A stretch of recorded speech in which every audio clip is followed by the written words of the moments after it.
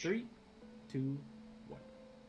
Hello and welcome everyone to Charmed Fantasy's take on the Dungeons of Drakkenheim world setting created by the Dungeon Dudes. We are playing a campaign called Sleepless in Drakkenheim, where we are somehow thriving. If you've watched this far, you've seen the trials and tribulations and sheer luck is the the aura of luck that we have on our side here.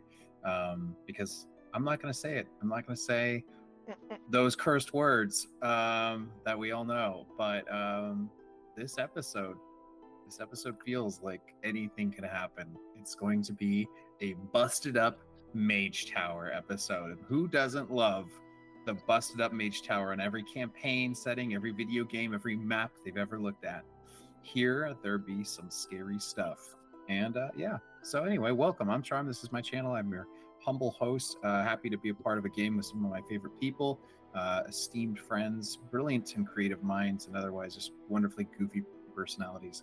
I count myself in good company on any of those. With that, I play Erasmus / Ghost, a young man coming into the fold of his rite of passage through the dangers of Drakkenheim, through the you could say the trials of surviving and defining the future of this place, if there is one to be seen. He is a apothecary mutagenist, and instead of the typical scientific route, we go spiritual with his litanies instead of formulas. Pretty fun take for me to creatively challenge myself as a perpetual DM to get to be a player. I'm very grateful for that, and you might see you're definitely going to see a multi-class if I get the chance to on a level up. I am praying we live long just for that. It's like the story is incredible, the module's amazing. I just want to see what this class and this class smashed together from this module look like, and it feels good. Like someone walking around stoned in the middle of the night trying to mix their favorite foods together on a sandwich. With that in mind, the most natural transition, of course, would go to any of them. Let's go to Isaac this time. Hello, yeah, I'm Isaac. I'm Conflux Creatures on Patreon. I'm Conflux Dice with my wife, and I run Our Better Monsters on Reddit. I make just an unconscionable number of monsters, thousands of them. And I'm playing Thales the Curious, a magical explorer and a student of the occult and the arcane. Just really trying to cram as much into his brain as possible, though without any particular talent for the application. Or so it seemed, but he seems quite good with this delirium stuff. On to you, Laurie. Absolutely, we're liking it. Hey, stumbling along as we are and all still alive. Hi, I'm Laurie, and I am playing Ryan Deline. Ryan is a half-elf cosmic warlock, totally digging that, and she's learning to navigate Drakkenheim with an eye particularly towards slaying monsters, helping her team, and finding out what sort of mysteries and treasure exist in the haze. And we are currently in the haze at the tower. Gonna be spicy. Spicy as you're cooking. I just constantly think how if Drakkenheim ever had a Benihana's, you would be there. But with that said, our amazing Dungeon Master, story weaver, and person piloting the module, like you'd expect the top tier Gundam pilots of the future, it is a very plugged in Josh Henderson. That's your name now. Josh plugged in Henderson. Could be the red comet? Char Aznable? Yeah. Your next tattoos are just like ports. Yeah. Like, just like sweet. Take it away. Hello, everybody. Welcome back. We are getting weird and wild here in Sleepless in Drakkenheim. These three miscreants, B and ears, quite frankly, have kicked in the door of the inscrutable tower, the house of the Amethyst Academy, long abandoned after the fall of Drakkenheim. And I have a standing desk now. You notice this is much taller. We're at a different angle. I will probably lower it a little bit because I will not stand for 4 hours or however long this goes. As we get higher in the tower, you'll get shorter. Yeah. I'm gonna go like this. Yeah, 100%. Yeah. So last time we visited the Queen's Feast, which was Ryan's the line house of food, their home, as well as their restaurant and catering, where they catered many meals for the royal family and the queen herself. And they visited and noticed that it was entirely ransacked, graffiti along the walls. Very desiccated is a word that comes to mind when talking about that. With the recipe of the queen's favorite meal written on the walls, and a phrase mocking the supposed title of Ryan's family's eatery on the broken mirror. Making note of that and doing a little bit of understanding of where that possibly would come from, and a creature or being who calls himself the Lord of the Feast. They set out towards the inscrutable tower with that new knowledge in mind, as it is basically next door. They fought their way through the plaza, the Academy Plaza out front with a teleportation circle. I should note, because now you have kind of left that area, that teleportation circle is still active. It is still a thing that you can interact with, which is important if you can teleport, which I don't think any of you can. But Not yet. Not yet. But We're just as a babies. fun thing, it definitely still is active, and you can use it should you want to use it. So, managed to dispel magic on the front door to get in, and the doors open and closed behind you, and you find yourselves in the lobby of the inscrutable tower, and that's where we're going to go ahead and kick off.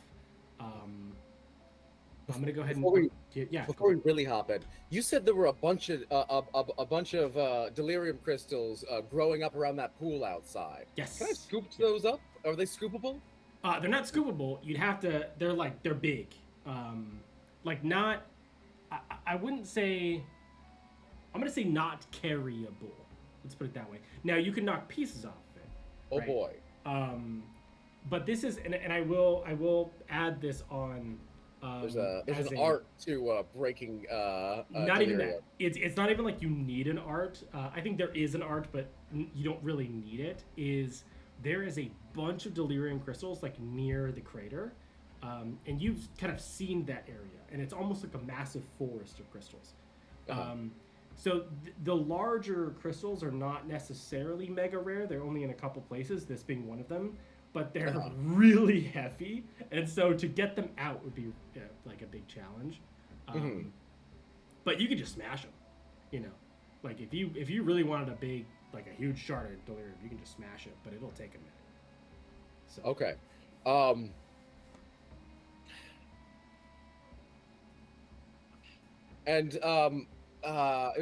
Do I know some of the safety concerns with smashing delirium? I would say that the tools that you use against it probably won't last very long, which means that you're probably going to have a good number of tools, or tools that can last against delirium farming.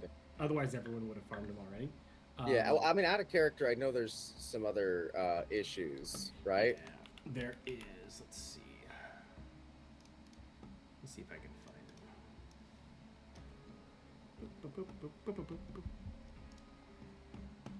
it.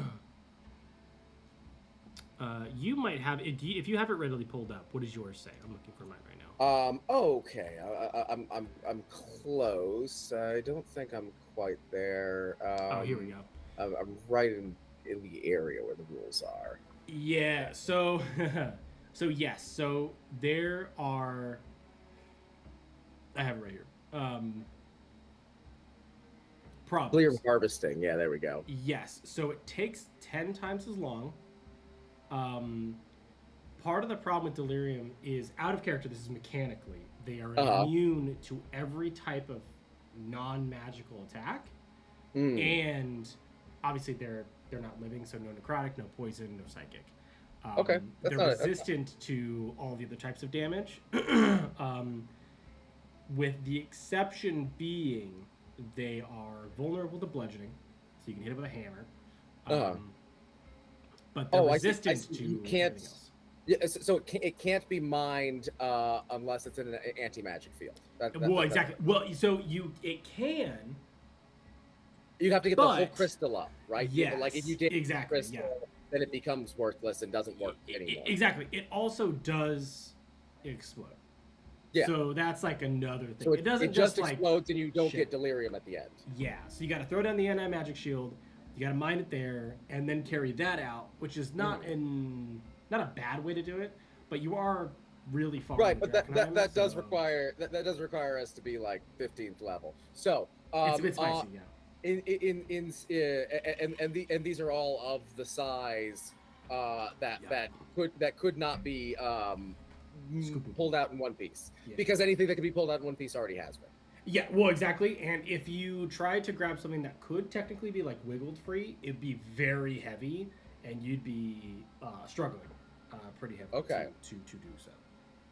Yeah, actually, could I make an investigation check to see if if there's like something that previous pickers that have come through here have decided was too heavy to bother with? Mm-hmm. Yeah, go for it.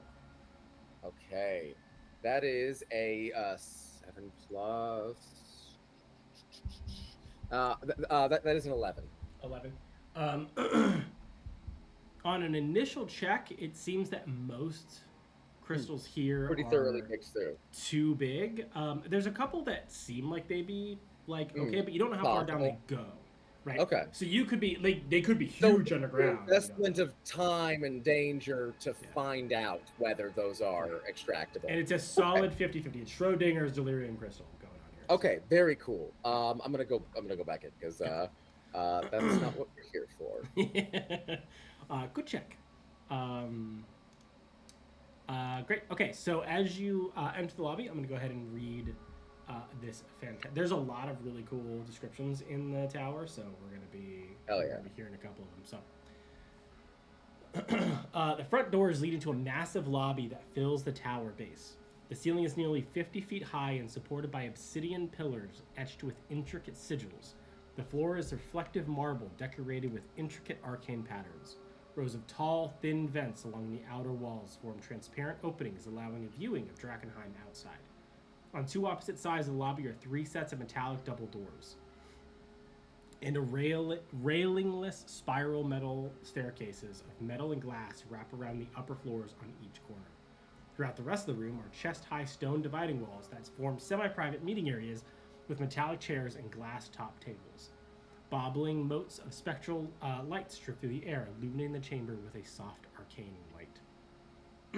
So, as you kind of enter this space, you can kind of see, think like not full cubicles, but like half cubicles. Like cubicles being a tiny section. Right? These are much bigger, tiny sections. So maybe like 6 cubicles put together is a pretty good example. Do these seem these are like this is a place primarily for reception, or is this also a active like arcane working space? It looks like it's more of a reception, and usually with these things, as you kind of know, is that the first impressions are always intended, especially when it comes to wizards, always intended to be awe. And so this is supposed to be like a place to in modern day, for our purposes, like grab coffee and be in the lounge of like a massive tech company, right? It inspires a little bit of awe, and you're like, oh, but it's also kind of cool, and it's supposed to be kind of neat and approachable, right? And so that's kind of the vibe, is that you look up and you're like, wow, that's a really tall ceiling. Also, those staircases are literally made from crystal and glass that is spun together with copper. That's wild. Also, what a cool little meeting area, you know? Yeah. And so, like crystal and glass staircase with no railing, because if you're afraid of falling, you don't belong here. 100%. Yeah, that's kind of the vibe. That's absolutely the vibe. It's like there's a slide in the corner, right? And there's no protection in the slide. It's just the slide. It's a startup. There's a slide 100%. coming down. Yeah, it gets weird, you know. Got it. We hear the wizards playing ping pong up top. Yeah. But as you walk in, there's I think a heavy silence that fills this area because there's not a lot of, and by not a lot of I mean there's literally zero life in this room. There's no wind that blows through here. It's very stale air. Obviously there's still light, but you know, there's not a lot of comings and goings, and so it's not very kept up. From the stale air, would I assume that there is some kind of sealed division between this and the midsection of the tower that is open to the elements? I mean, I would say so, but I would also make the assumption that even if there isn't, there would still be stale air this far from the opening. Okay.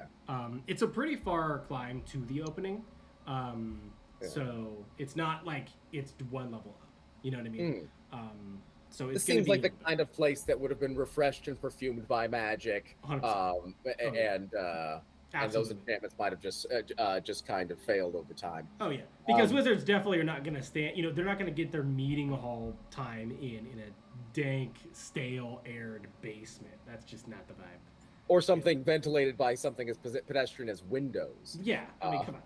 Yeah, they literally have like transparent one-way glass, quote unquote, that looks outside that they can't open because the air outside is pedestrian. So we're gonna go ahead and fill it up with our own air that is lightly lavender scented. Each tower has its own unique smell, like the really nice hotels, or maybe in the gift shop there's like a candle that's like the inscrutable tower scent. Or I can see it. Okay, so I'm going to just kind of turn and brief everybody because I don't know what they've got here, but you know, I've read some books on traps. Yeah, so this is amazing. Anytime we're doing something that we are not authorized to do as strangers to the tower, we should expect swift and sudden reprisal from the tower itself. And just kind of move with that expectation. Would that be everything we're doing in here? Yeah, I mean that's kind of what I was gonna say. It's like as you mentioned that, you hear in that stillness and that stale air, and I think Ryan, you mentioned you're like, isn't entering this space isn't like that kind of breach in the contract. You hear these like footsteps. They don't seem to be coming towards you exactly, but they are almost like aimlessly wandering through the area, and you look around, and they're like, because the stone like dividers are like chest high, and you could see across kind of where you are as you kind of finally, you know, your eyes adjust to the light inside here. You see that there are 4 guardians, like almost like stone or metal guardians, just kind of aimlessly wandering around in this chamber. And they're getting pretty close to you. You have probably about one thing that you can do. If you guys want to keep talking, you can. Can we move to one of these like little workspaces and hide there? Yeah. If you want to go ahead and roll like stealth, we can. That would that'd be the first thing. As soon as we see that, I don't even think we'd have to even notify each other. It's like, hide. Yeah, because it's a pretty obvious thing. It's like a very oppressive, like stale air. There's no movement, and you just hear. No. As soon as we hear that, Rye's got a 24, so she is 19 plus 2 for me for a 21. Nice. Okay. Disadvantage. Grabbing failies. Come on, down here. Let's see. That is 11. 11. Okay. Very good. Yeah. Grabbing ghost. So come on. What'd you get, Rhea, on your stuff? I was a 24, 18, 24, okay. And 6. Yeah, 24. Yeah. So you kind of look around and you notice these larger guardians, and you kind of quickly duck underneath into one of the little like meeting areas. I'm still large size. That'll be fine. I mean, you're big, but like these are not. Okay. They're like chest high. And if you that like, was during duck, the fight, right? Like, well, I imagine outside of the fight, we haven't had time. Well, I guess we were large when we pushed the door in. Right. So, yeah. Oh, right. It's been like I know the time. 30 seconds. It's been a week, and I know he's been describing, which feels like the passage of time while playing, but no time has passed. Right. Yeah. It's been like a solid 30, 45 seconds. Okay, so I've got about 3 more rounds of being this size then. Yeah. Yeah. So boom, we're hiding. That's our attempt to hide. Yeah. And you said they were coming closer. Yeah. Well, they're not coming closer. Isn't like they saw you and are walking towards you. They're just kind of aimlessly. I was just kind of assuming wandering. their patrol came through here at some point. Patrol is not really the word that I would use. It's very aimless. They literally just kind of like walk. They reach a section, it seems, and you can kind of take a minute to look at these. They So more like Roombas. Kind of like the constructs that we encountered at our tower. Very similar. Just yeah, they're not the same. They're not the same type. These ones seem a little obviously more advanced. But yeah, very, very, very similar. It seems as though they are set to patrol, but not in a set way. Like, it seems like a guard this level kind of command, as opposed to patrol this particular way.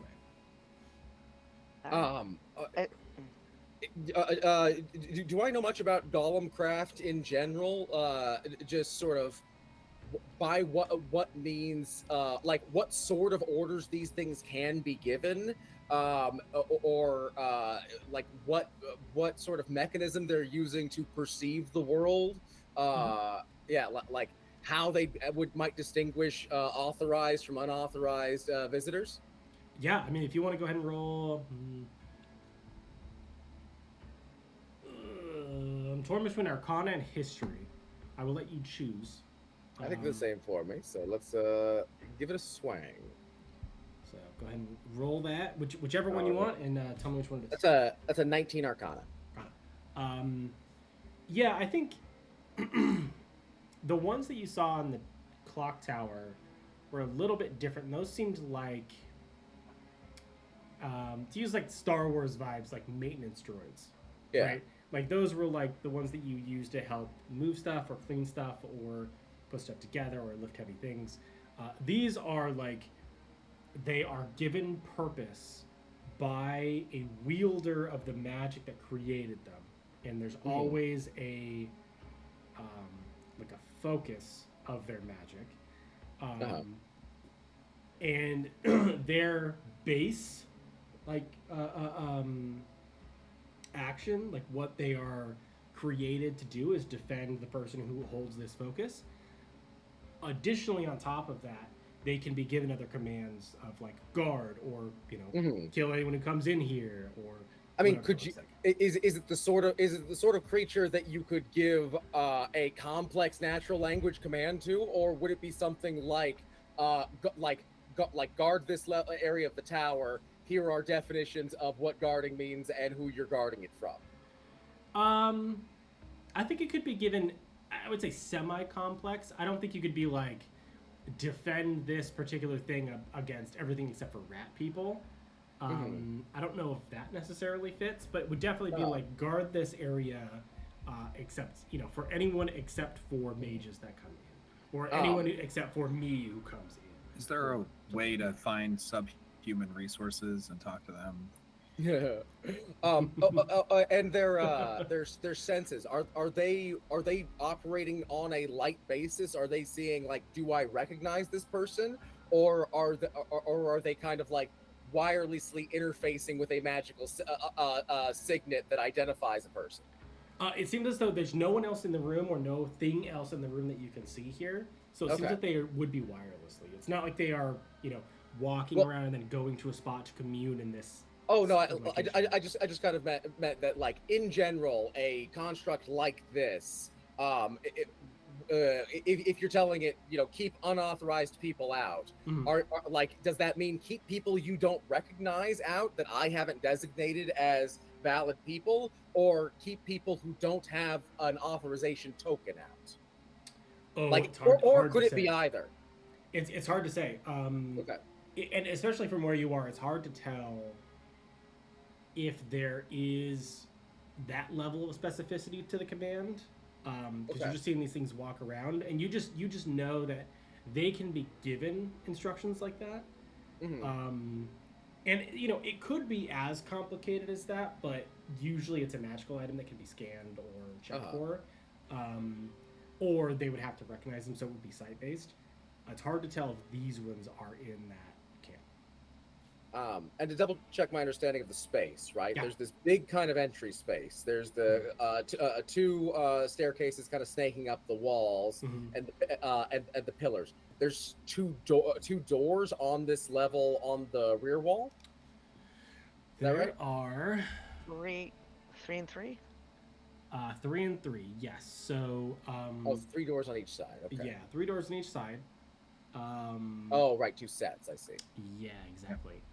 And And are the patrolling constructs in this space, or do I hear them through the like on the other side of the doors? you can see only 4 of them in this space, and it's hard to tell. Like you can hear them through the doors above. It's too far for you to be able to tell, like if they're in the doors. And from the time that we've been watching them, are they specifically staying in the lobby, or are they scooting out to go into other rooms? There doesn't seem to be any other rooms except the ones at the staircase, and they're not going up the staircase. I'm gonna turn to the two of you. Okay, so we are going to attract the attention of these things eventually. It would be great if that happened at a point when we were not already surrounded by other dangers. Oh, I'm sorry. The doors on the are not up the staircase, but they're not going to the doors. I'm sorry. Okay. So there are staircases that spiral up, but they don't. And go the to doors they just go up. The doors are on the ground floor. There's 3 on each side. Okay. And the automatons or whatever are not approaching them at all. What do we think about trying to take the most defensible position that we can, and if we can pull these into a choke point, that might. As you're saying that, I shrink down back to my normal self. That's fair. Like just Anyway, I'm listening. That's fair. So if it all right, doesn't look like there's a way for us to get past them. Right. All right. Let's figure out how to go through them then. I mean, we could get past them. We genuinely could, but then we'd be past them. Then yeah, and they'd still be here. And I think we are trying to. But could you see if your cat could lure them out the door and we lock them out?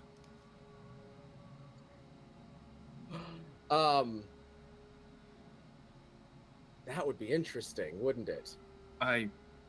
Because if we lock them out, there's a good chance they won't be there when we get back. It's Drakkenheim. Right. I could try to make some. Try to make some noise outside to see if that attracts them.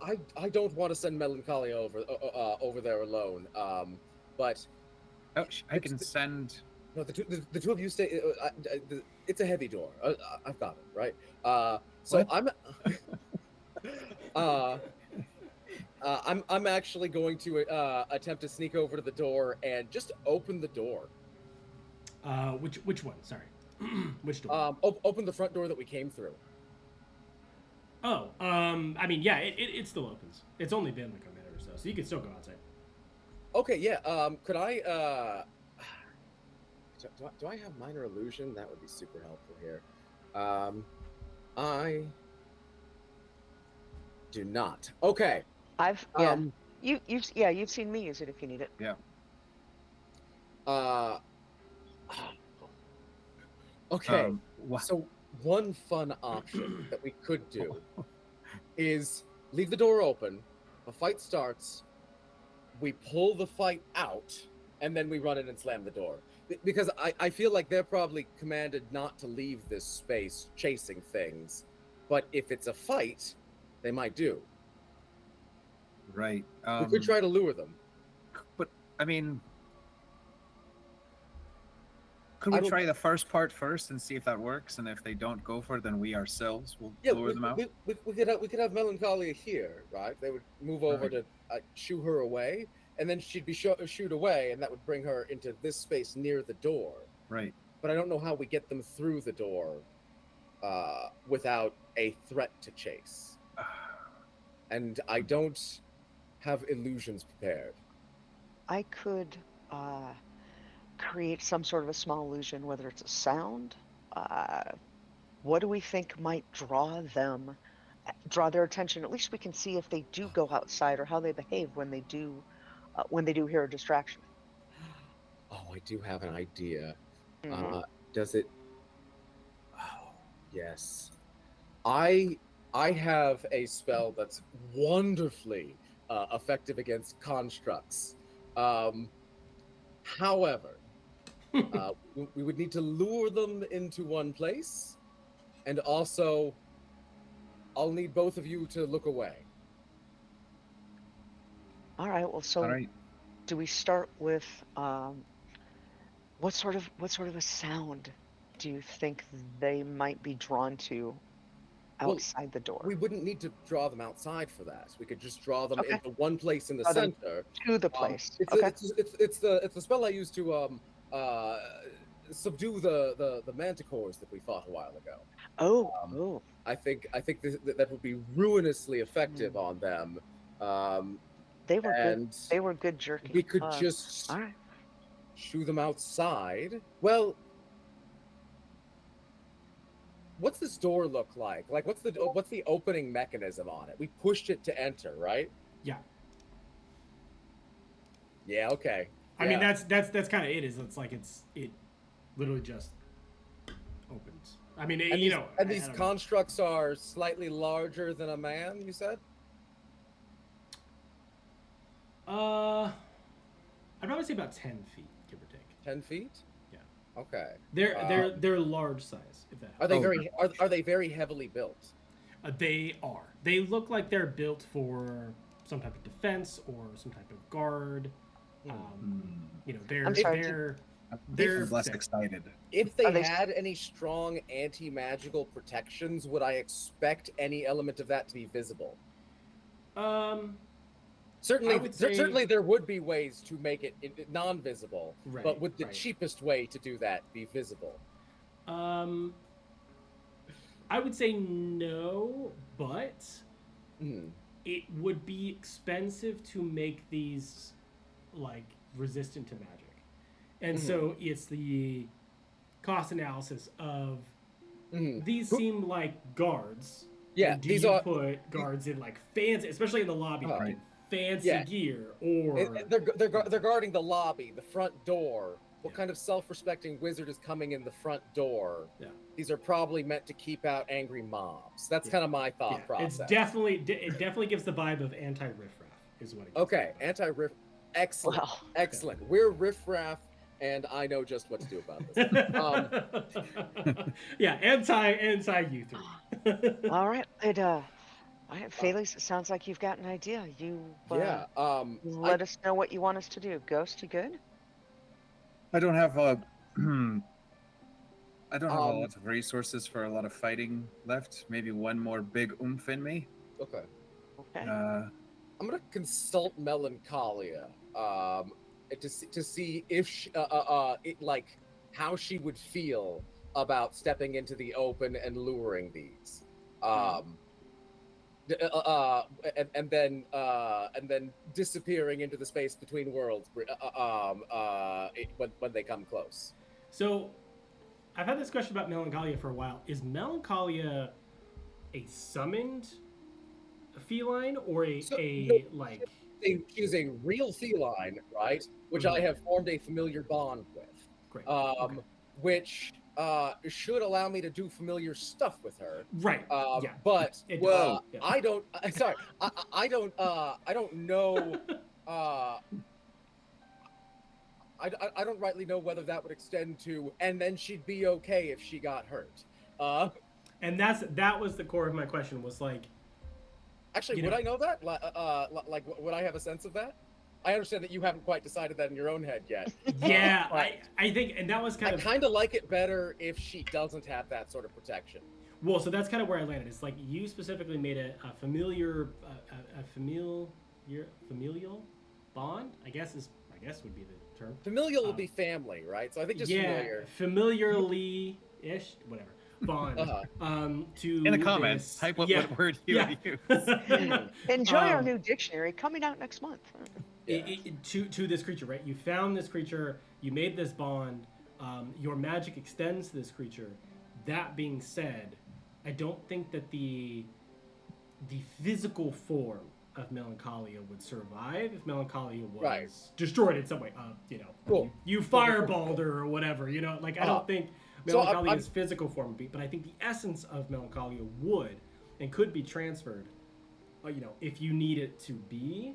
But I think, her ability to kind of step between worlds and stuff. So I think there's a hesitation if you're trying to convince. There would be a hesitation of like, I actually am a living creature. I don't particularly want to go and put myself in harm's way. No, but I'm gonna note that hesitation. And yeah, no worries. Just I'm going to step out in the open in my Amethyst Academy robes. And just hello, reception, hello. I need everybody roll initiative. Yep. Actually, you two are still hiding. Failing. Just give me. I guess I'm just kind of still near the door where I just opened it. Okay. Yeah. So you're. And how far away are these creatures? So that's what I'm just trying to figure out in my brain. Let's say 60 feet. Okay. How wide was this lobby again? You said 50 feet across total. 50 feet tall. Oh, 50 feet tall, right. Yeah. How high was it? Let's see. We'll give an estimate from that. 150 feet wide. So let's say 100 feet wide inside. So I'll say, let's say 60 to 90 feet away from you are all four. Okay, but between 60 and 90 feet away. I like if you're standing by the door, if you're standing like by the front door. Yeah, like if we're kind of like in an initiative-y kind of situation where there's not like any surprise happening, can I sort of have the effect of the dodge action as I'm just sort of waving, just Sure. like as I'm ready to duck any hurled furniture? Absolutely. So you can definitely because this is your action that you are taking to kind of initiate this. Yeah, you can definitely do dodge. Yeah, and I'm just gonna communicate, like stay hidden until I get caught or pop off. I just rolled 3 threes. What? That's not great. That's horrible. It makes me so much. So sad. No, it really doesn't. But like I'm upset that I rolled that many threes. It just doesn't bode well for the rest of my rolls. Okay, cool. So going into initiative, Feliz, what is your roll? 21 for me. 21. Okay, that's far more than 3. So you definitely go first. Cool. I am just still waving and like preparing to dodge if I need to, and just trying to present myself as the guy that I am. Of a wizard who has poked his nose somewhere he doesn't belong, but isn't necessarily attacking. Just a guy. Just a guy. Let's see. Okay. All right, then all 4 of them are going to go. Okay. I thought I did not.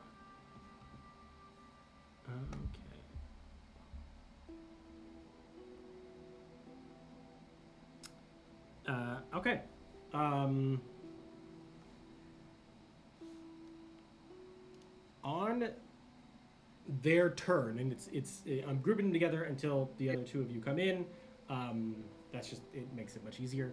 The first one is far in the back, about 90 feet away, is going to start to run forward through the kind of maze of everything. This is a threatening action, just to kind of give a heads up.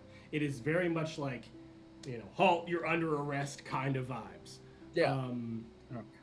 But gets to, 60 feet away, so runs the full 30 feet, kind of skids to a stop, and then immediately raises its hands and spins them, and a wall of fire, a foot thick, just encircles you and closes the door off around you.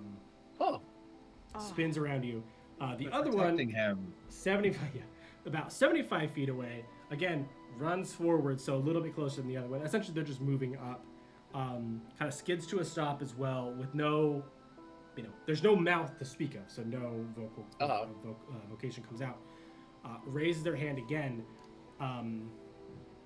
in a massive. You are standing in what is essentially a ring of fire, and then inside that ring of fire, a cone of sleet and ice starts to encapsulate you. This is a spell that just Ice Storm, fully encapsulate you while you're standing inside this wall of fire. Is the storm contained within the ring of fire? It is contained within the ring of fire. Damn, I'm not cool with that. The other two just full dash and are now standing outside the ring of fire, just kind of standing. So you two who are hiding, you kind of see all this happen. It happens immediately. You can act. It is now the end of the initiative, so you can act however you would like. But now you see two kind of hulking guardians standing outside this massive wall of fire, and within this massive wall of fire is a cone of a wall of or ice storm. I'm gonna need a couple rolls from you, Phales. Yeah. One roll. Which is Dex. The Ice Storm one? Yeah. I have an advantage because dodge action. Well, that worked out. Yeah. That's a natural 20. We love to see it.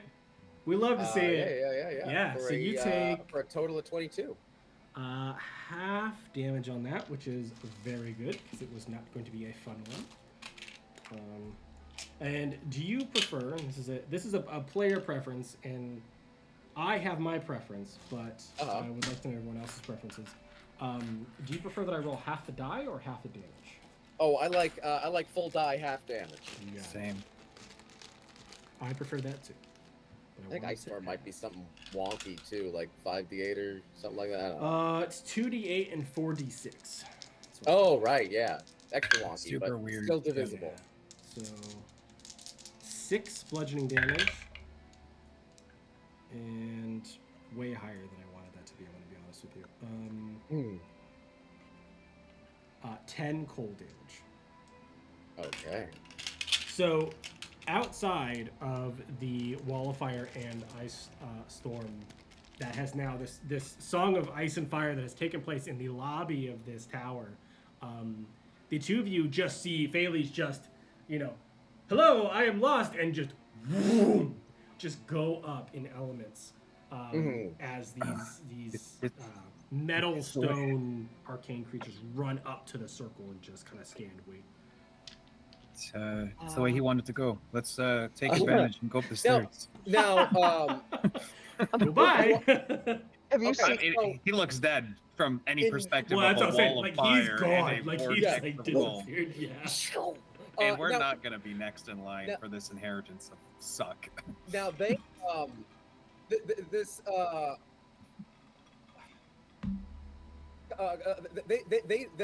sort of like run up to have they kind of clustered up a little bit. There's only two that have moved fully because they dashed all the way to you. So there were the two that cast spells that are further back now. Yep. They're sub 60 from you. Distance wise, like the two that cast spells are like sub 60, but greater than 40. The other two are like from you 10 feet, maybe 5-10 feet. They're outside the wall of fire and the ice storm. Okay, so I guess with that they would be 20 feet from you because the ice storm radius is 20 feet, and then the wall of fire radius. Okay, so if they're 20 feet back, right? Does that put them within 30 feet of the other two? It puts them within 30 feet. The point of revealing myself rather than attacking was to get them to cluster up a little bit. Yeah. So there are 3 that are clumped. There's one that's going to be just outside, depending on what you're trying to do and where you're going to place this thing. Okay, cool. Yeah, I'm gonna shout, "Look away!" And I am going to weave the Elder Sign, and I just a burning iridescent sigil is going to flare one line at a time into the air, burning itself into the eyes of anyone who's looking. and I'm going to need intelligence saving throws from each of them. It does not matter if they're immune to charmed. They are dumb. That's terrible. Wow, they're actually really dumb. Oh my god. Oh, Ghost, did you hear that? He's still alive. Honestly, I would roleplay it as I would hear that voice turn and look to see if he's still alive.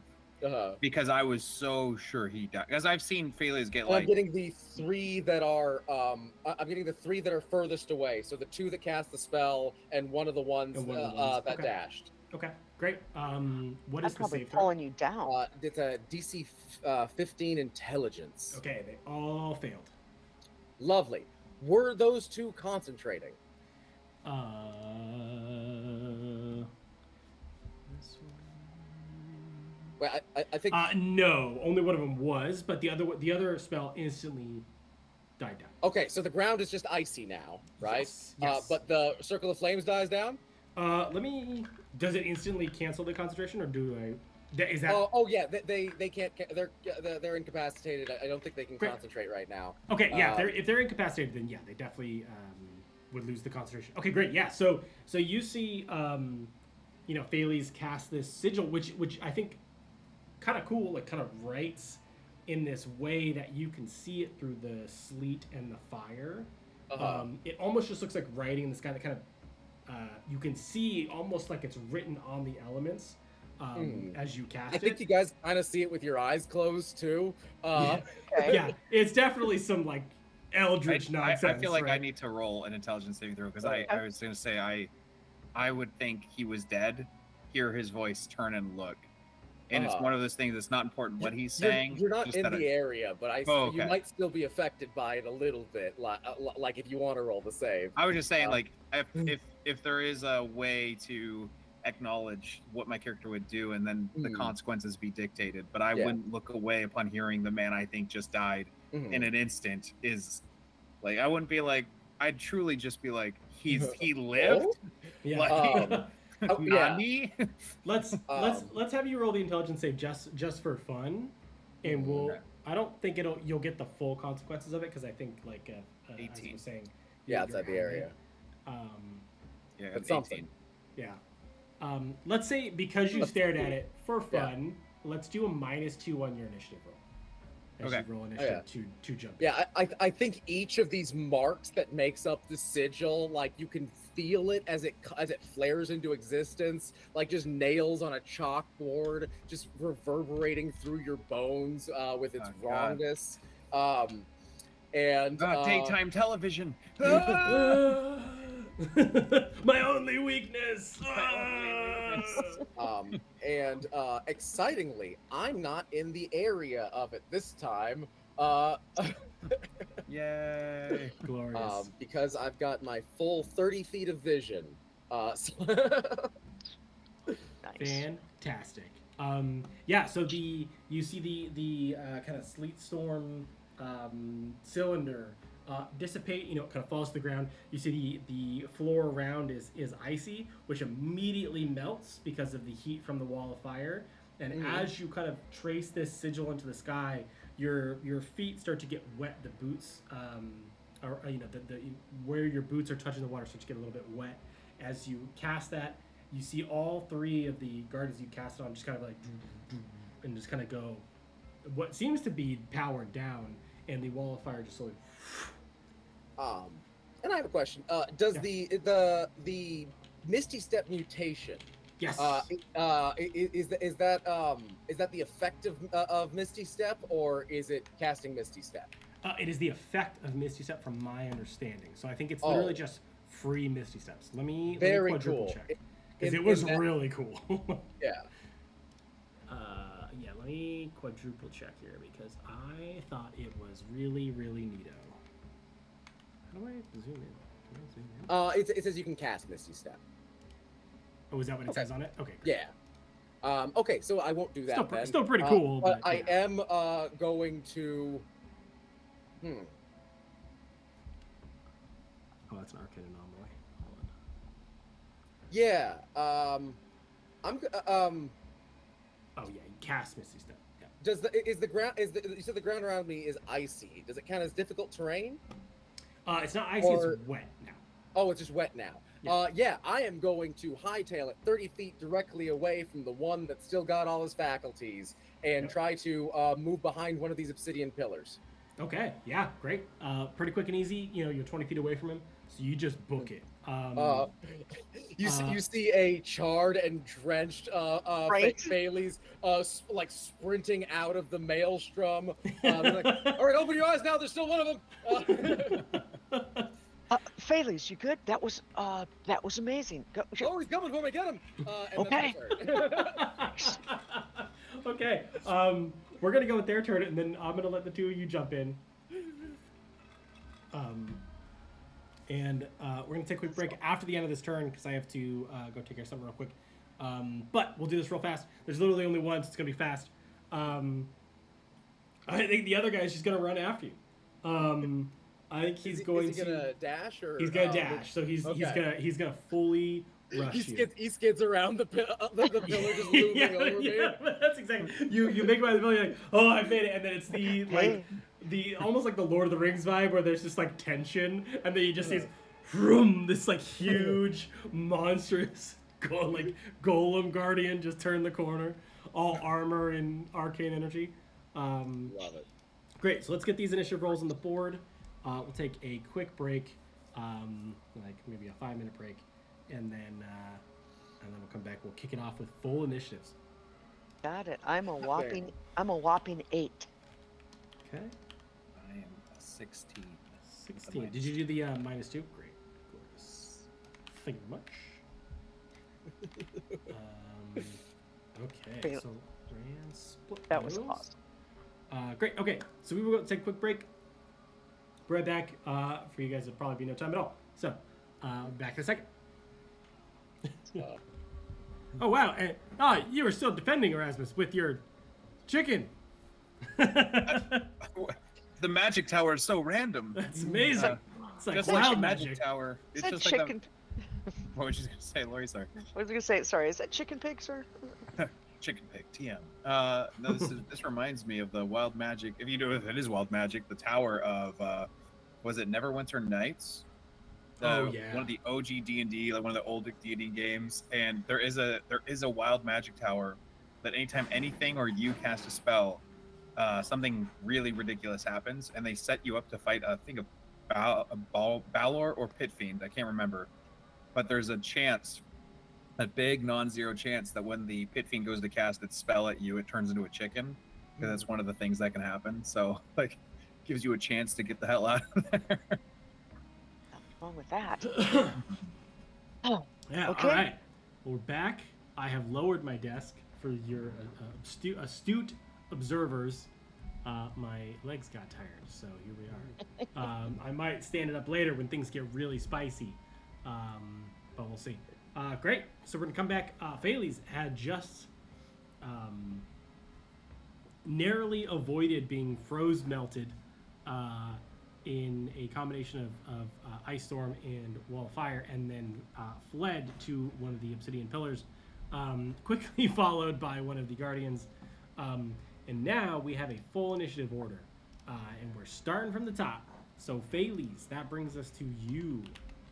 You are now staring down the gruesome mug of one of the guardians within 580 melee distance. To around this obsidian pillar. Oh.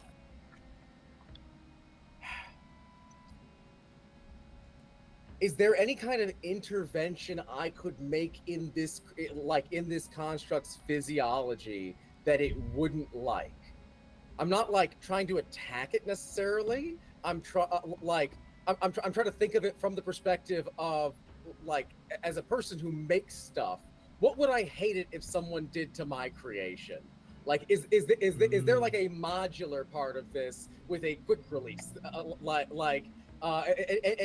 anything like that? Is there somewhere where something could be jammed that would be problematic for its range of motion? All you need to do is give Isaac a picture of this thing's art, and he will have all the Seriously? answers. Yeah, seriously. Well, I don't want to take too much license in terms of like circumventing the mechanics of the thing, but also as like I really like it when there's a way that things work and I can intervene in it. So like is there anything about this that seems like oh I have an idea. What's sort of like the construction of its armor, right? Do I see moving parts within the armor, or is it fully encased and kind of a black box? It kind of seems fully encased. Okay. So it's not a like automaton in the sense of there's moving parts. Okay. It's an automaton in the sense of it's moving without being. Yeah, it's something moved by magic one way or another. 100%. But And it's not the sort with like delicate parts. Yeah, that's kind of the vibe. Is that it literally just looks like an animated suit of armor. Is kind of a good way to put it. Okay. So it comes down to more, I think, rudimentary situations than, I think you're looking for. Like you can remove a leg and it'll move half as fast. It'll keep well, maybe, but it might also just hover around. Well, yeah. Like, the walking animation might just be for show. It's going to be updated in the next patch. Does for an animated armor, does it look like it actually used to be like? Is it designed to look like a real suit of armor entirely, or is it just sort of close to that? So I'd say it's probably just close to that. Like animated armor isn't probably. There's no gaps that a hand could get in. Oh no, you could definitely get like a hand in the gaps. Like it's not animate armor in the sense of it animated a suit of armor. It looks like this creation, this golem, was put together specifically for this. Okay, yeah. The proportions of this do not fit a human. But there is empty space within that a brave person could put a hand into. Yes, you could in theory put if you were super brave, you could definitely fit your hand in there. There is a risk of it being like, if it moved suddenly, you're in a lot of trouble. Yeah, that would be a problem. I imagine there is some tough metal plates closing together with a hand in there would be a problem. I would like to dive a hand in there holding the immovable rod. Okay. Sick. You want an attack roll or a contested roll? Oh, I kind of. I'm shooting a gap, right? Go ahead and do sleight of hand. Okay. And I will do a dex save. Ooh, I love it. And we'll see what that yields to. That's a 10 on my sleight of hand. A 10. I rolled a 17 on the die. Okay, I bet he doesn't have -8 to his dex. So I'm gonna dive forward with that with the immovable rod and completely fail to get in there. Well, I tried, and I'm going to Misty Step away and sprint the rest of the way to see if I can get behind another one of these pillars. Great. So yeah, you essentially just trying to jam your hand into. I'm gonna say like there's a big opening between like the girdle armor and the leg, the upper leg, like the thigh. Yeah. And there's a massive area that you can just kind of like shove your hand and then immovable rod in there. And you miss, you just punch it in the thigh, and it just kind of goes ding. You're like, oh crap! And you just misty step backwards, and as you misty step, you land and you start to run behind another pillar. Great, that is your turn. And that brings us to Erasmus. So you are now in combat. You are probably somewhere in the neighborhood of, I'd say about 30 feet away, between 15 and 30 feet away from 3 of these different guardians in kind of spread out areas, okay. But they're all within this like 30-foot kind of circle. Ignore the stunned ones! And those are the ones that are shut down. And then the other one that is chasing Thales. So how long does the effect that you have last? It lasts a minute? It lasts for a minute. Okay, great. So, what, 10 rounds or something? So, cool. So these ones are fully like incapacitated, shut down. They're not sparking or anything. They're just kind of like, their heads are kind of tilted and they're just kind of like hanging there. And the other one is actively trying to chase Thales. So Erasmus is like, Erasmus as a young and very like tightly woven part of this team, just thought for a moment that it's possible that Thales died, and then sees him in the most brave and like top dog context we have ever seen Phalese in. Like, Phalese is like, is it the Mage Tower? Is it Maybelline? I don't know. But he is looking at in rare form. And because of both the sense of almost loss that Erasmus, like shuts out immediately, and then feels probably 12 from 6 seconds to 12 seconds, is feeling the sense of what he almost just lost in a friend and mentor he trusts. He's going to want to help him in exactly the way he tried to help himself. The Phalese tried to help himself. So he's going to call out, "Toss it to me. I'll do what you're trying to do. I could do it, Phalese." And I'm going to run towards the thing head on. That was just that's probably not going to be helpful at all. I can do it, Phalese. Just smash it. I just wanted him not to chase me. You being there is just as effective. In that case, I'm going to get ready to smash. All right. As I'm running towards it, hands like a receiver, getting ready to catch something that he's not going to throw. And at the last moment, bonus action, transform Hulk punch. Sick. All right. Let's get it. Yeah, go ahead and roll that. Yeah, you're good. Okay. So not with all the cool extra dice stuff, because that stuff isn't still on me, right? Yeah. All right. 1 second here. Apologize, because I was on the wrong page. I was looking at spells. And here, like a fool, I have to go back to my other stuff. Okay. Foolish mortal. All right. That is a 22 to hit. Nice. Yep, that hits. Excellent. Excellent. And then damage is... Let me see what I need to add to it, because it's been a week. It's been a week. It's been a week. All right. Okay. So that's going to be 17. Nope. That's a lie. It's the level. My level, not the spell level. So that's going to be 20 damage. 20 damage. Okay, great. And that does count as magical. Okay, great. And then my next attack. And this is the one going up to Phalese. Okay, great. Go for it, sir. This is going to be a 14 to hit, but I'm before you tell me if I miss, I'm weighing the value of rerolling. No, I'm going to keep the 14. Okay.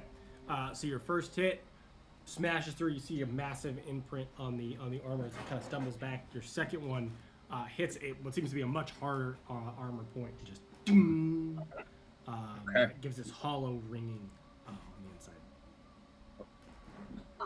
So that was a miss. All right, and Unaffected. yeah, basically ran up, transformed mid kind of stride, turned into the Saint, and the Saint drives a powerful golden clawed hand into the metal and looks over her shoulder at Phalese and says, "What is your plan?" Kill the active one and push the others out the door and close it. And then just a head tilt of acknowledgement. That is it. Sweet. All of these are down. I'm gonna keep a round count. Okay.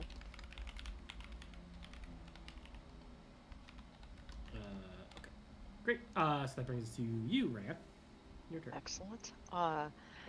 Only one target. Got everything going on. All right, let's see if we can blast them. That is a 17 Yep. to hit hits. for the first one. Mhm. Okay, great. Let's do damage one at a time. That's 8. That's 13 damage on the first one. Okay. And we got some blasts coming out. That's same thing, 18 to hit. Yep. And it's just there. Eldritch blasts flying all over the place. And that's 5, and that's 10 10 damage. Okay. Radiant damage is what's coming at him. Okay. And you see, here it comes again, and the third one is a 13 to hit. No, that one misses. That one goes wide. Okay. So that boom, boom, and that one was like, I got to get to a range. All right, and then I popped up to do that. I'm going to pop back down and take cover. Okay, great. Awesome. Good turn, good damage. Oh, I just realized because the song changed. We're not in combat music. We need to fix that. Here we are. I fixed it. Who's this combat music by? It is by Michael Gelfi. Michael Gelfi. Yeah, he's glorious. They're glorious. I think it's a group. We're not, I think it's a group of we're not people. sponsored by anyone, by the way. Yeah. If you think that we're talking out of our asses, that's just who we are as people. We could be. Well, no, we are. Great. So this guardian is going to go ahead and turn around to you, Erasmus, and just swing. I mean, you're the at this point only thing that has truly damaged it in melee range. It's going to go ahead and hit you with both of its hands. And I'm just going to assume that hits both of them. AC 15. Yeah, that definitely hits. Oh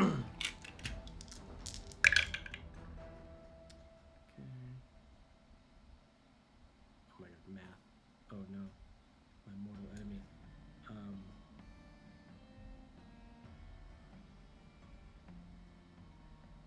Okay. That is 21 bludgeoning damage. As both these fists just kind of down onto your shoulders as it spins around. And you see, as it spins around, before the hands make contact, you get this visual. He's right in front of you. This suit of armor is right in front of you, and you see the actual hits that you did and the burn marks that Ryan just inflicted on it. The burn marks start to kind of wash off, like they just, and the dents just,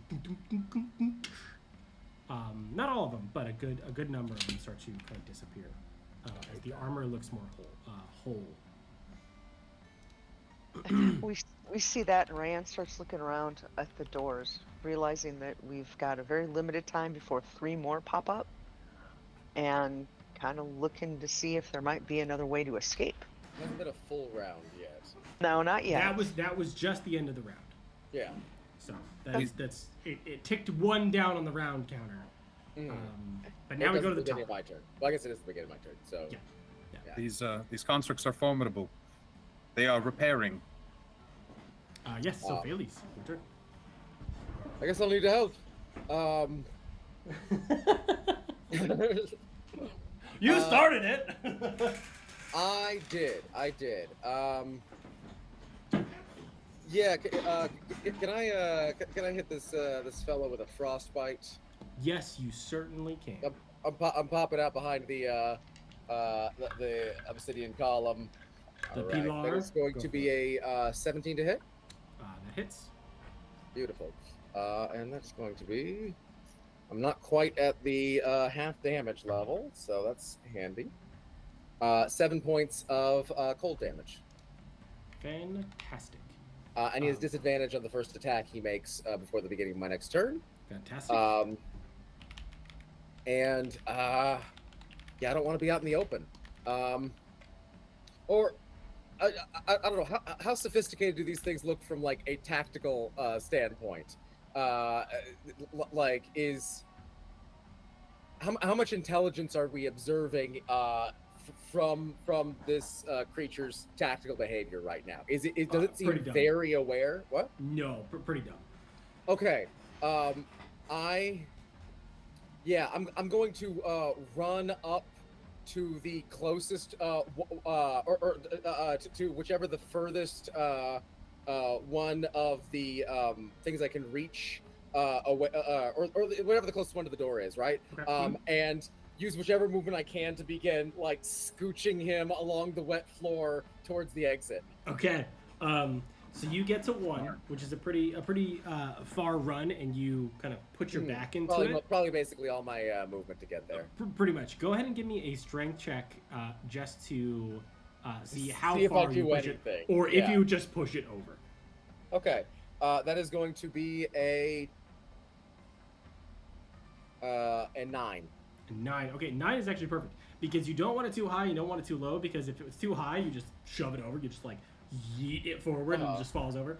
A 9 is you kind of put your weight into it, you shove, and you just kind of feel it go, and it moves about 5 feet. Start moving him. Awesome. Yeah. This would be a lot easier if he's dead, but every little bit counts. That's my turn. Yeah. Okay, great. Awesome. So Rasmus, that's you. Swinging back, swinging hard. Swinging. Nat 20. Nice. Love to see it. But no, I don't have any more spell slots left. Dang it! The one time I could have just done a smite thing. I don't have stuff for the smite thing. Would have loved to have smitted.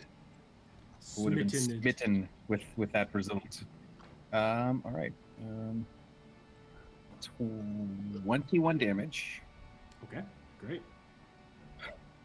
And then second attack. That is a miss. And then a bonus action attack because I did crit. Yep. Yikes, that is going to be, I think, a lucky roll because I don't like that nat 1. There's my last lucky, my last spell slot, my last everything. Okay. Wits end. All right. Reroll into a nat 1. That hurts so bad. That's pretty spicy. That hurts so bad. I think I don't tend to do stuff on nat 1s. I think if you get a nat 1 and then you lucky roll and you get another nat 1, I think I am gonna have you punch the pillar, and I think I'm gonna give you a D4 damage just for giggles, because that's just a little bit of pain on pain there. Is it enough to mar the pillar at all? It is not. So that's the interesting bit about it, is that you hit it, and you're hitting for pretty hard. I mean, you're kind of messing this armored dude up. And that pillar, not a dent. You take honestly three damage from it. It would have been really, if you punch obsidian hard enough for it to shatter, you have problems. Oh yeah. Yeah. Many problems. Mental problems. Well, that's one of them for sure. All right. Well, thank goodness for us still having aid spell, but yeah. Yeah, that's real helpful. All right. That's action. A bonus action. Movement is just going to reposition so that I am still within reach, but opposite of the door. Like, so that if I ever want to just drive this thing out as a bulldozer, I will just be in a straight line towards the door. Cool. Okay. Yeah. Easy enough because you're just staying within melee range. Yeah. So If it seems like it might be taking too long to kill, it like grabbing it and dragging it out is an option too. It's just the other ones are going to be so much easier if this one's not fighting us. Right. 100%. I'm not going to try and push it out yet, but I'm keeping the option and just also distance of the enemies. So, Krav Maga. Yeah. Krav Maga. Krav Maga. Excellent. All right, Rice sees what's going on. Same thing. He's going to jump up and going to keep blasting this guy. Okay. Go So for she it. stands up. She shoots. Bam. That's a 15 to hit on the first one. That misses. Pointing. Come on with a +8. Okay, a 17 to hit. Yes, that hits. I remember that one works. That is a 9 and 5, so that's 14 damage Okay. on that second blast that goes out. Okay. Popping up, it's like, oh, this is kind of fun. Let's see if we can do it again. And that's 17 to hit. Yep, that hits. Barely. And let's do this again with this and 5. That is 12. 12 more radiant damage. Right. That's 3, and I've got 2 missed shots, so I'm going to take 1 more.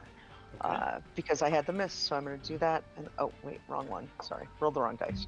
That's 16 and 8, so 24 to hit.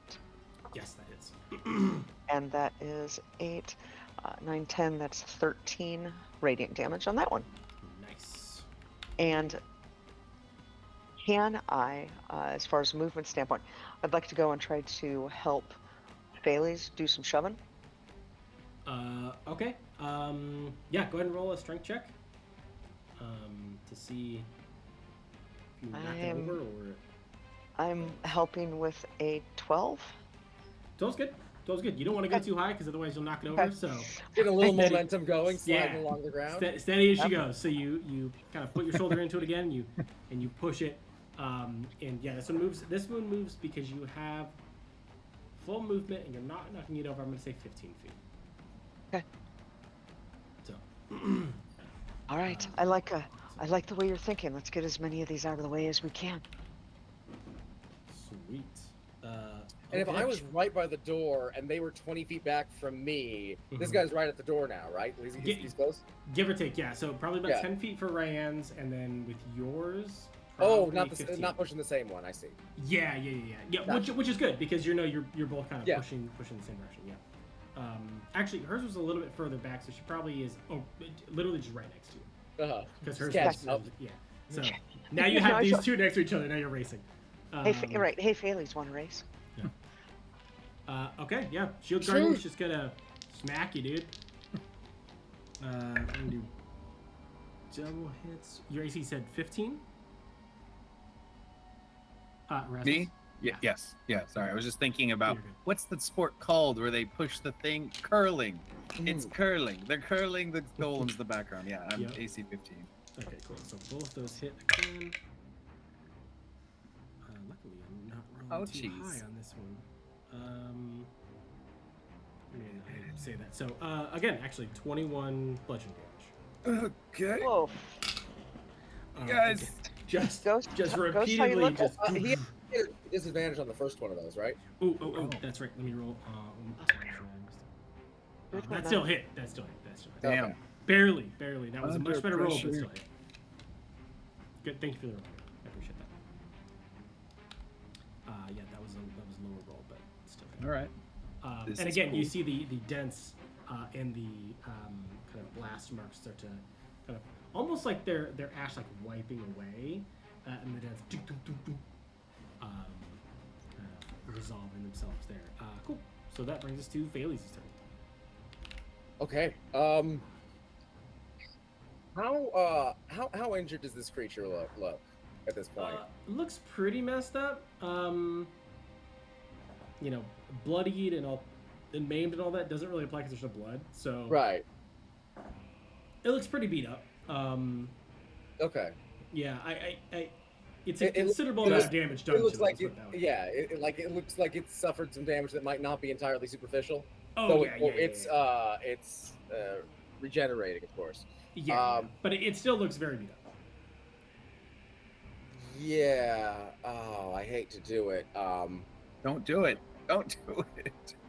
Just keep pushing these things. We're just Keep in the pushing. lobby. Okay. How Keep pushing. injured does does Erasmus look like he could take another hit like that? I can take 2 more hits like that. Okay, never mind. Sure, whatever. Another frostbite coming at him. All right, All right, that is it's 22. 22 hits. Cool. And 2d. 11 points of cold damage, and the disadvantage on the next attack. And I'm going to use my full movement, still just kind of carefully pushing my guy, trying to catch up to Ryan, or race Ryan. He does take damage from hitting me. Could I Oh yeah, give him the last kind of ouchies for that? Yeah, absolutely. So just for the last turn. It was That's a- 2 individual attacks. So. Maximum, I think. Nice. Let me check to make sure this is correct because I don't want to roll. I've rolled the wrong dice and got the good rolls on those dice. Is your retribution thing a once per turn thing? No, it's anytime I get hit I at hit with 2 all. attacks. Yeah. Yeah, Yeah. they hit with 2. Okay, so it is called. These names are so amazing, by the way. Like if you guys look at the formula in the book, the formula names, they're so funny. Noxious blood. Yep, I rolled the wrong ones. Dang it. All right, so re-rolling with the right dice. That's right. Oh, actually, almost And maximum. for my strength check, that was a 2. A 2. Okay. So I think I've gotten my guy stuck on a weird bit of grout. Yeah. So you managed to get yours. I'm gonna say 5 feet, and then it's not. Yeah, it's definitely ground, or it's like an uneven tile like because it's of the one the wear and tile tear, that's like a 1/4 inch up. Yeah. And Yep, that's exactly what happened. You just push, you just like, what the? This is a I'm mage just slowly, tower. like, This is lean a... it back and like rock it over the. I'm like, are you good? Are you good? Are you good? I'm fine. 16 poison damage. Nice. That's fantastic. As my poisonous blood sprays into it. Oh, shame about the Nice. poison damage though. Is it immune to poison? I don't know, Oh, but It is. Yeah. it doesn't have blood, so I assume. No, I have blood. No, you're right, but like it doesn't Yeah, but have yours isn't poison damage though. it doesn't have a right? circulatory system to like carry like poison to a brain, you know? Right. So that's the thing. Like, is yours in the past? Have we treated it as poison, or have we treated it as something It's else? literally called poison damage. Is Yeah. what when I get hit, my Yeah. special thing is my blood is like poisonous. Oh, okay. Then okay. Yeah. Yeah, but my fists don't do poison damage. My I just- my once we get to the punching next does. floor- I sneeze on poison them. damage. Once we get to the next floor with the feral wizards that are gonna be biting you, yeah, that's Yeah. gonna be super. Oh, Yeah, God. that'd be great. oh God. Please, God, no. No. Yeah, so you see it has no effect on them. Okay, It's never good to know that it's poison damage for the hits on you. Because I for some reason I assumed it was something else, like it was like radiant acid or would something. make sense. Yeah, Yeah. because it's the blood of a saint, right? But Yeah. yeah, so it appears as you you get hit and it's like a rocky and the blood Yeah. comes out of your hand. It splashes and it kind of goes, tss, but doesn't dissolve anything. Got it. Cool. Okay, so Phaley's moved yours 5 feet forward. You're about 10 feet from the door. Excellent. Erasmus, that's your turn. All right. You're just gonna. Oh, I get to heal a little bit. Now I'm healing. Good. Because It's just 2 healing attacks two punching each healers. other. I don't heal like it heals. Those I'm rock all and sock 'em positive. robots. Yeah, 100%. I only heal 3 hit points. I'm sure it's healing at least 5. So let's see. Come on. Okay, that is a hit. 20 something. Yep, that's it. And that is going to be 18 magical bludgeoning, Nice. Okay. and then a 17 to hit. Yes, that hits. Oh. That is going to be 12 magical bludgeoning. Awesome. Okay, yeah, this thing's looking beat up. As I'm just, it's just the most one. legendary fight of 2 things that just Mm. can't go down, regenerating, Yeah. pounding the shit out of each other. It's yeah. Yeah, the that- classic fight of immovable object versus immovable object. Yeah. Yep. Oh, that old trope. Fortunately, immovable object with 2 friends beats immovable object with no functioning friends. Mhm. Yeah. Yes. And the power was friendship the whole time. Who knew? No. God, can you imagine 4 of these wailing on you right now? No, Yeah, let's I'm- not. In fact, let's get rid of them. Mm. I don't like it one little bit. Yeah, this is like Don Fry. I don't know if anyone is in our audience knows about. I think it's Don Fry's. I'm trying to remember, but there's a fight that he had where he stood toe to toe with another heavyweight. I think it was like Yoshihiro, and they just literally decided to hold on to each other and punch each other in the face on the Yo. leg and just do nothing but take hits and punch hits and stand there like Yeah. I don't know, people willing to sacrifice Oh. brain cells for legendary status, and they achieve that. So that's how I'm imagining it. Is just the Pretty saint much. and the stone. Meanwhile, machine. everyone else is trying to push these other creatures, the same Like ones ballet out of music the- is yeah. playing in the background, and then just the death metal is the Yeah. punching to the face.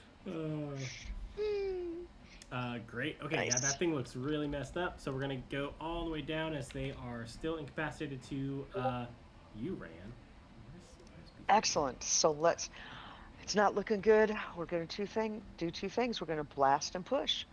So puts her arm out, little blast comes out. That is a 10, an 18 to hit on the first one.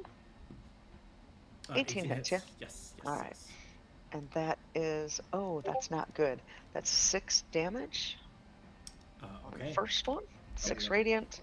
Let's do 9 and 8, 17. 17 hits. So 17 to hit. And that, 15 radiant damage on that one. Okay. And Ray's starting to smile. You know, she likes this. It was a little traumatic. She feels like she wants to hurt something. This is cathartic for her. That's a dirty 20 on the third one to hit. With 8, 9, 10, 13 more radiant damage. Awesome. How not great is it looking? Well, you killed it on the first one. So, and it just had any of the others been not incapacitated, I would have let you choose your other targets, but this is way funnier. And so you just unleash all your shots, and it just. So Erasmus, as you're watching, you're just in this I'm duke holding out. the head, Yeah. and I don't realize that there's nothing on There's this, no the body. head is not connected to the obliterated body. You're like, 'Cause I'm oh, just I didn't hear no bell. hear no There's bell. no body left. 100%. Someone please animate this entire sequence. It's so funny. Okay, great. Okay, so you have now about 30 seconds to get these creatures out the door. Okay, so I want to use Ray wants to use your So, movement. Get this thing as close. Let's move them. So I need a strength check from Ryan first to finish her turn. 8, 10. 8, 10? Okay, great. A total of 10. Total of 10. I thought you were out the door. There's a cat in here. I thought I removed them from the room. Familiar. I know. I was like, oh my gosh. Yeah. So you push it just right. This one goes right out the door. And Okay, you get one it down. cross threshold past the actual doors itself. Great. Okay. So then at this point, so Phales, that comes back to you. Yeah, I would like to, I'm gonna continue pushing my guy, and I'd like to use my action just to, like, make sure I'm being as careful as possible not to, push him down the stairs outside. Yeah. Oh, wait, I don't remember if there are stairs outside, but that is a... there are, but there's a little platform. So you can that's a 16 to inch him out onto the front porch. Okay. And then I'm going to rush over to prepare to help Erasmus with the last one.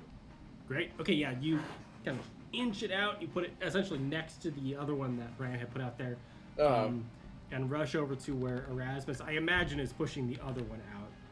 And I think with all three of us, we have 6 rounds left. I think we can get this last one out without 100%. I will say that I will have you all roll one more strength check to make sure that no one rolls a nat 20, because if you roll a nat 20, it will fall over and it will wake back up. God.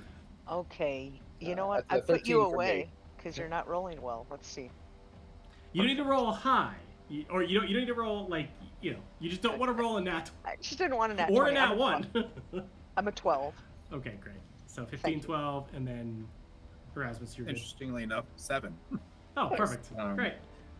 Yeah, so it takes a couple seconds, but you manage to slide this one out. So we get about probably with just a few seconds to spare. I slam the door and bar it with the immovable rod. Yeah. Great. So good. Yeah, so you slam the doors closed, which won't open until you dispel magic, but you don't know how long that spell will hold. Like Right. the dispelling of that enchantment will hold. So then you quickly shove that and Yeah, I assume the doors are, like, even if they were functioning, would be keyed to allow these creatures in because they are authorized. Yeah. I'm not going to leave it up to that. But fortunately, it's a door that opens inward.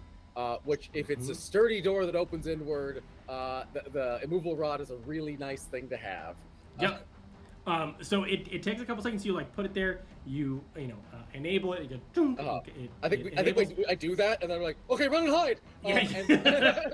You step back and you hear on the front door. And you're like, ah! You start to run. Yeah, because it's just like, I don't know, like, so that we opened the door inward. Maybe it goes both ways. Or, like, maybe there's a side door that they know about. Or maybe they can just walk through the wall. In any case, Thales is hiding. And Ryan's looking around to see what's next. How do we get out of this room? Where's the next place we go? Well, we know we've Yeah. got the steps, and then there are those Yeah. doors. Yeah, so you there's the have 6 doors on our level. That Okay. probably, and some little workspaces. Got it. All right, Ryan's going to just kind of walk up to the doors okay. and take a look and see if there's anything unique about them, anything that stands out. So as you Big sign approach, that says "Go here." I think I think one of the things you notice as you get close is 4 of the doors are totally still and closed. There's one that seems to be like someone had like tried to force it or something, like one of the sides, because there's 2 double doors that seem to slide like this. They slide closed. Think of an automatic closing door on an elevator or something like that. Goes like this. One of them is like kind of forced to open, kind of at the bottom. The other one is just automated opening and slamming, just kind of at random intervals. Okay. And you can see past it that there seems to be small chambers that occasionally have a platform, occasionally do not. And occasionally you can see, specifically from the one that's kind of pried open and the one that's opening and shutting, that occasionally gets a bright light and then it goes back to being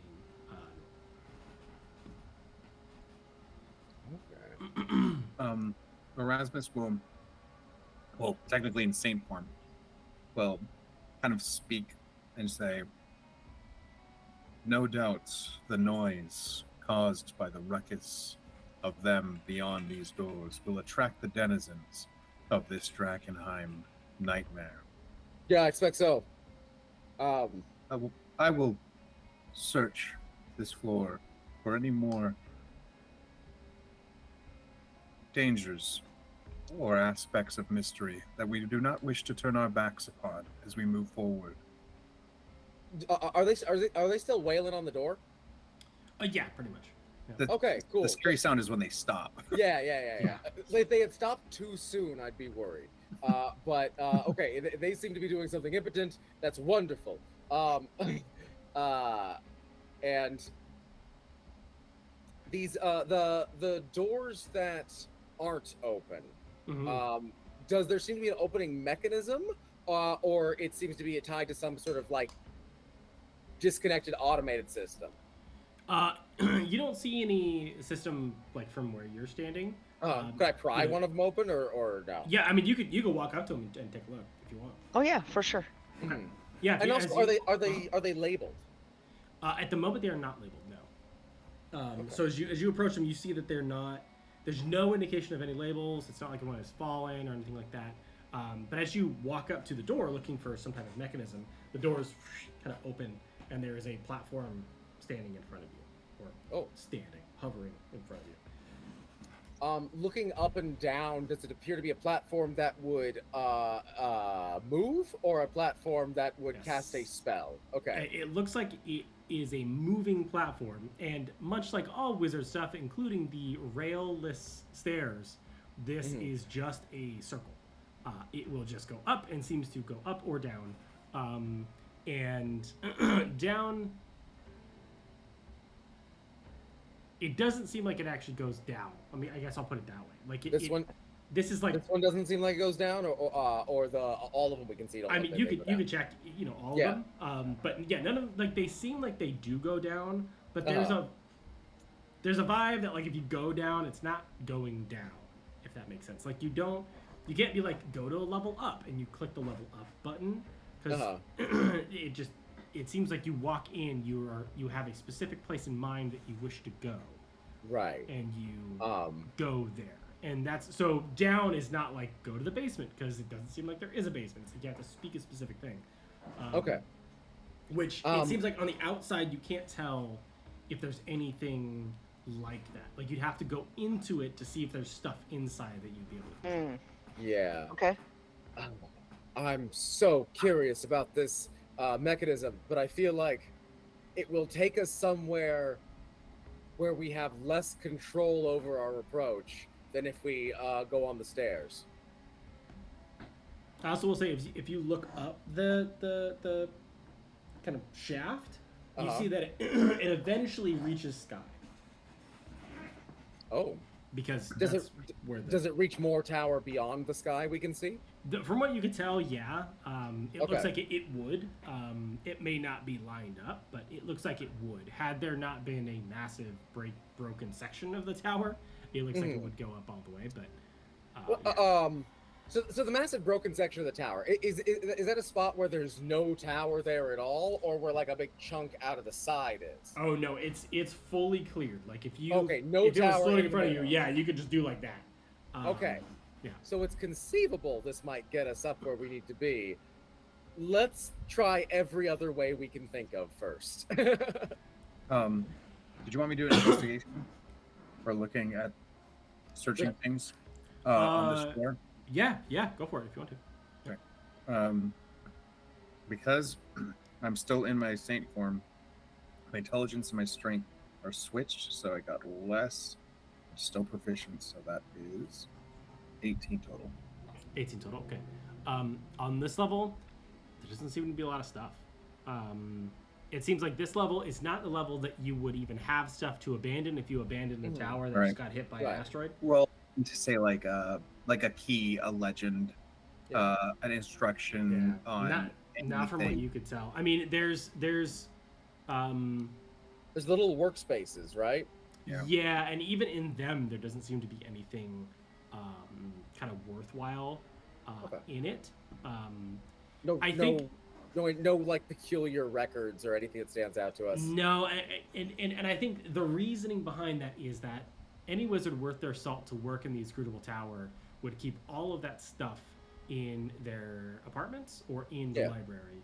And a wizard lobby would not contain a diagram of the tower because they would just know that you have to know where you were trying to go. Right? Like you can't walk up to the desk and be like, hey, can I see a map of the floors so that I can know where I'm supposed to go? They'd be like, are you crazy? What is going on? Why are you even here? I feel like wizards very level much of have an humor, so. attitude of like, well, if you died trying to find your way through the tower, you really didn't belong here. 100%. That's definitely the vibe, and that's kind of where the lobby's a little weird in that sense. It's like it exists in a space of like welcoming, like a lobby's supposed to be welcoming.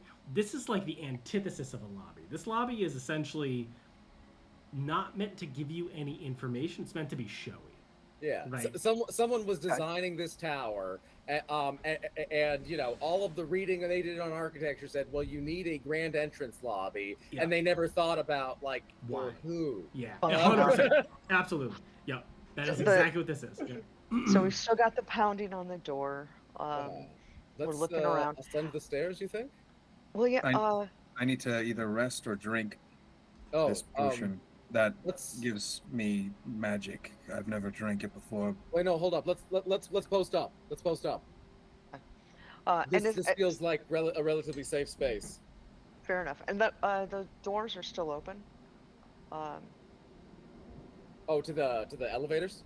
Yeah, to the elevators. Are they all for the elevators, or are they like? I don't think we want to get into the elevators. I was going to poke my head in and just see. Yeah, I mean, you could. Look around anytime you approach one of the doors, they automatically open. Apart from the one that's like slamming. Is there like and then the one that's, like, bodies or anything like crazy remnants? Not that you can see. No, it actually, for a place that got hit by a falling meteor, it looks pretty clean. I'm gonna be honest with you. It's surprisingly clean. Right. Not sure if anyone cleaned up, but like it's pretty solid. Well, with the spirit, look, this was just the first thing we encountered. I suspect we'll encounter more. Certainly. If we need to hang out for a minute and have you do what you need to do to regain some strength or some opportunities, let's do that. It would be an hour. And you're like seeing Erasmus fully heal his physical wounds. Like it just re-knitting broken pieces of his face, completely blocking. No, I think you're quite right that we should wait and try to just prepare for attack from above and stay vigilant. But yes, when a wizard's tower, we need to fight like wizards. If we enter into a fair fight, we've already lost. So Okay. keep your eyes peeled. All right. And for the next hour, Ryan is pretty much staring at that door, at the door that the golems are Yeah. pounding on. Oh yeah, it's pretty much right there with sparking hands. Yeah. So taking a short rest. Uh, we haven't taken too many short rests, and also I have a poor memory, so I haven't brought it up in the past. But I do have the doctor feat. I think. Where's the? Oh, nice. Yeah. So you can add a little bit of extra health when we're healing. That's nice. Let me see if I can find it in the document. Excellent. Tools and tool feats. Here we go. Doctor's bag. No. There we go. 6 extra. Oh, cool. So you each get 3 extra hit dice to spend on this short rest. As I said, I'm fully healed because of my fast healing for the duration of my saint How form. much per round does that heal you? 3. 3. And it gives me 10 hit points prior. Okay. So I had 30 temp hit points to absorb. Oh, so you didn't lose that much health, and then No. you regained like an extra 18 at the end. Exactly. Very cool. So I'm going to heal up. Get yourself back. Man, Right. it's really great playing a character with a positive Constitution modifier. Let me tell you what, this +1 really really riding high on the hog. Yeah. Oh God. I love it. Oh, that's fantastic. And is Ghost still in the spirit form? No, it would have disappeared after a minute, and then Got it. Fair enough. the I whole won't- point of the short I won't rest is so I thank her. can do it again.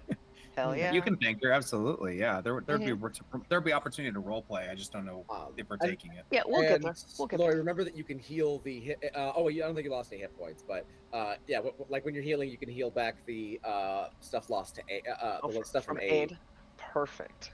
Yeah. No. Oh, right aid now, still is going to be around for several more hours. It's an 8-hour spell. Yeah. Mm-hmm. But that's the really nice thing about the increased hit point maximum is you can heal back it. Yeah. That's fantastic, and that's from the medic or from the doctor. Wow. That's cool. That part's just from aid, but from the doctor feat you get 3 extra hit dice to spend whenever we take a short rest. That's huge. I know, right? Wow. Mm-hmm. Yeah. And I just make sure to use one of my short rest spell slots that I get back on a short rest and every morning to give us a good chunk of health. Which I just realized I think I've been undercasting. Oh right, because it scales up at higher levels. It scales up, so nice. It has to be cast at a higher level. What's a 3rd level? I think it gives you 5 extra. Wait, is it 5 extra for each person, or is it 1 more target? I can't remember. Let me check. I think it's actually more. Holy shit! I have been really behind on my own ability. I'm sure someone in the comments has been like, these squishies will be thankful for it. Oh yeah, it goes up. So an extra 5. When you cast a spell using an extra 5, so each you have an extra 5 on top of the previous 5. That would make all the difference. I'd be so mad if I died without knowing that. Like that made all. All right. And do we safely complete our short rest? You do. Yeah. The tower feels like a sort of static place.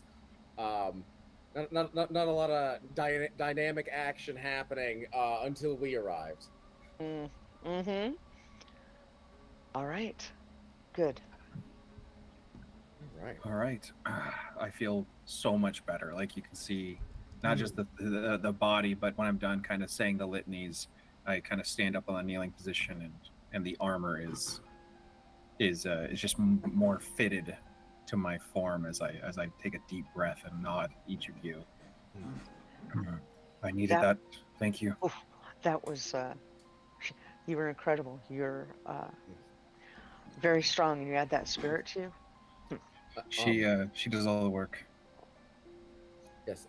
Just so we're all aware, I am running a little bit low on useful things to do. but You've done plenty. I'm sure I will have no difficulty improvising. But if you have any scrolls you Yeah. wouldn't mind parting with, Um. that you might think Oh, would shit. come useful. You can't do inflict wounds, can you? No, I can't. That's my only combat scroll. All right, never mind then. I have Very- locate object, just in case you guys have a brain blast. Locate Hmm. object, remove curse, lesser restoration.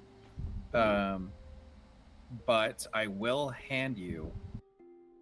Let's see, a light crossbow. You have one? I have plenty of weapons. Okay, never mind. Yeah.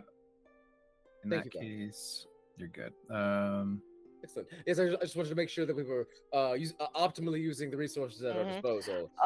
I've got, and I'm looking through. I'm like, oh, I've got fairy fire, protection from evil and good, which is weirdly named.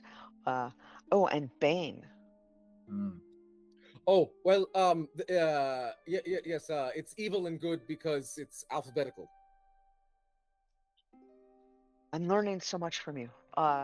Would Mhm. any of those benefit you? Do you think? I think we're okay. I think we're Okay. okay. Well, wait, did you say fairy fire? Yes. that, Uh-huh. that one perhaps could be handy. Boom. Done. Thank you. Mm-hmm. I am going to poison 3 more bolts of ammunition with manticore venom. My last vial. Okay. Last vial, 3 more bolts, and I'm going to put them on the contaminated bolts. So I will have 3 contaminated crystal bolts of manticore venom, and Here- I will. This might not defeat. This might not defeat any particular defenses, but it could. Those guardians didn't notice us until I revealed myself. So they are, at least in some respect, sight dependent. Would I be familiar with the appearance of a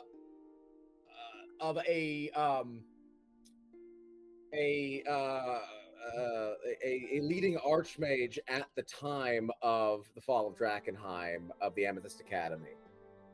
Would there be anyone I worked closely enough with to have a distinct memory of their appearance?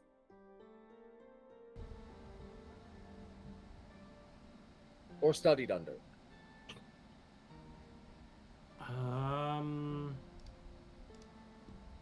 Go ahead and roll a history. I Like, kind of want to say no, I definitely, but like, I've definitely seen somebody, but the question is like, is the picture in Felice's head anything like what the real person looked like? that's kind of where I'm landing. That's a natural 20 though. Oh, yes. I'm Oscar Yoren. Oh, then who do I pick? With the understanding that it's quite likely that they're operating on something other than just sight. But for anything that is just working on sight, that might give us a little bit of hesitation. Let me count these. Hold on. 1, 2, 3, 4, 5, 6, 7, 8, 9, 10. Can you roll me a d10? Yes. It's a 7. A 7. Okay. Oh, perfect. This is what I was going to pick anyway. You call to mind a illusionist that you remember working with. I wouldn't say often, but often enough that you can kind of remember. You can recall their face and what they look like. Her name is Luna Mumph, and I think one of the things that stood out to you is that she was a very young gnome for your class, but incredibly talented, but also very lost in the sauce, like very like daydreams during class, but always has the right answer. Gotcha. Into the magic side of magic, and less the politics side of magic. 100%. Yeah. Okay. Yeah. Luna Lovegood very much comes to mind in the in the vibe. Nice. But so this was someone I studied under. No, this is someone that you taught and did go to the academy eventually because they were so skilled. Oh, okay, yeah, absolutely. So I would like to cast disguise self using a scroll to disguise myself as Luna Mumph. Okay. Yeah, you kind of become Luna Mumph. What would you say Luna Mumph looks like? Being from what you recall, I'd probably say a number of years ago. But gnomes age in a different way than humans do. That Luna Mumph looked like. Oh, I feel like I'm really into illusions. I think that she's like rocking multiple looks at the same time, like I can see that. and transitioning like multiple times per day. Like this feels like I feel like there aren't too many wizards that have like, that are like totally neurotypical. And I feel like she's in this she's in the section that is just like, I'm gonna do all the things right now and also forever. Yeah. Yep, I think that tracks pretty well. Yeah.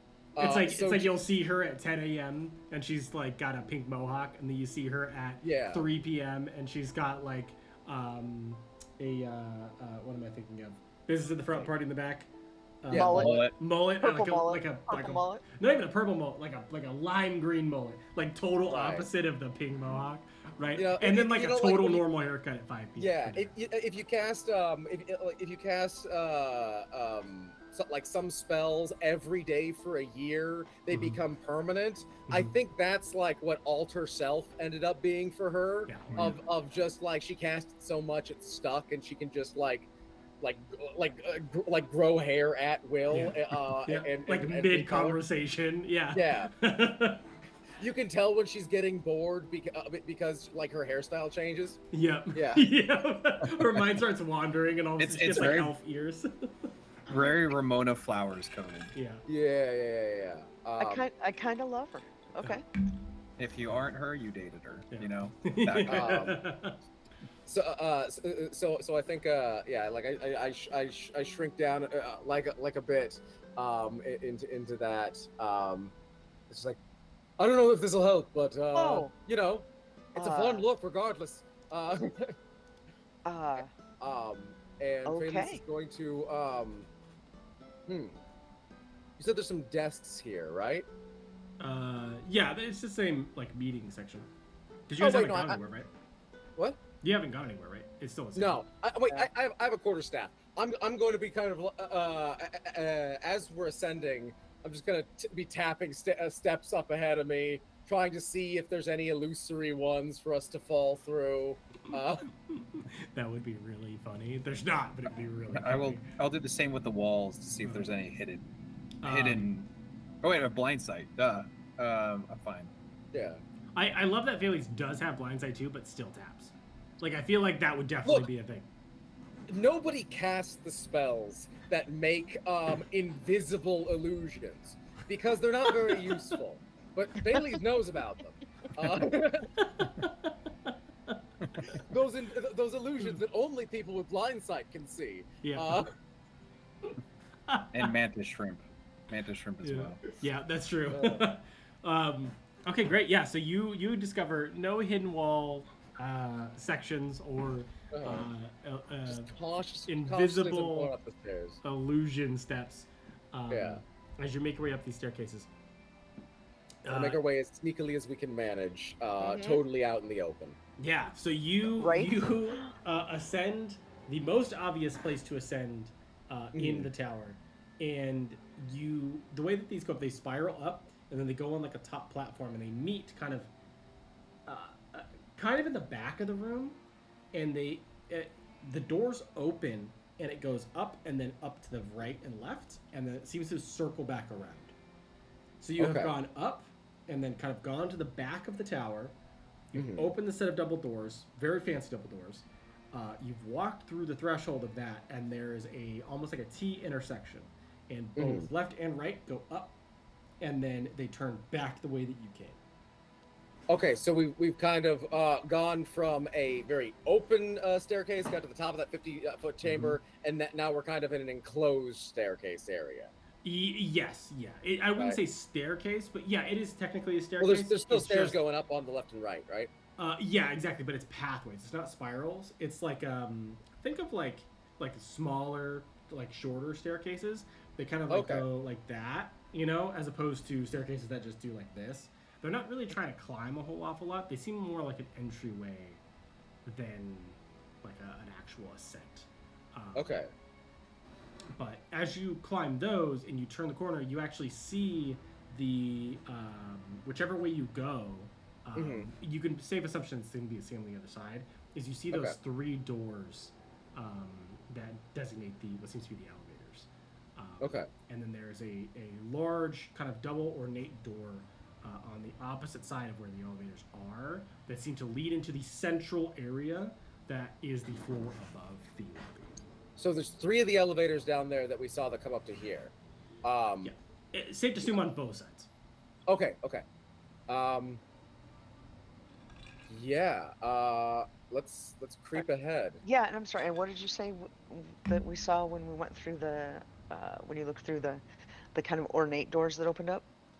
That initial set of ornate doors, as you open it, it basically just goes into a T-junction, and you go left or right up to kind of a shallow set of stairs, which then loops back, and then you choose whichever one. So, like, say you pick right, you kind of go up and then to the right, back towards the way you came. So you're essentially doing a full 180, going up. It's gonna be either a big loop with something in the center or one big space.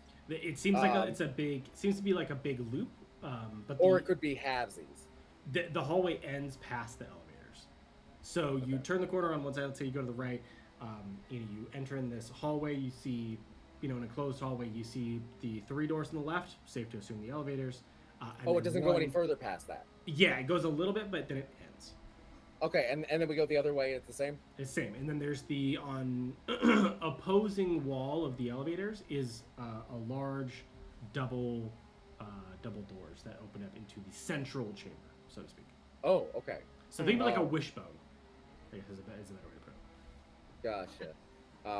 So the left and right are just kind of to the elevators. Let's Go up another. is there any signage here? Not that you could tell. No. Okay. Do we hear any signs? Do we hear any sounds on the other side of the door? No, not from what you could tell. See a door open a door? Do I see any sign that the door is enchanted? You can go ahead and investigate it with Arcana if you want. Okay.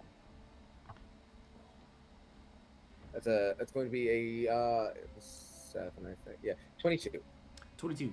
No, the door is not enchanted. Okay. See a door open a door. Use Mage Hand to give it a push. There you go. Yeah, if we can. Okay. I'm gonna run back to kind of where you are. Right. We'll sort of like peek around the corner of the hallway, Scooby-Doo style, as you do that. So as Give it you a shot. push the door open, you see within the door that you just opened, a massive, like, feasting hall.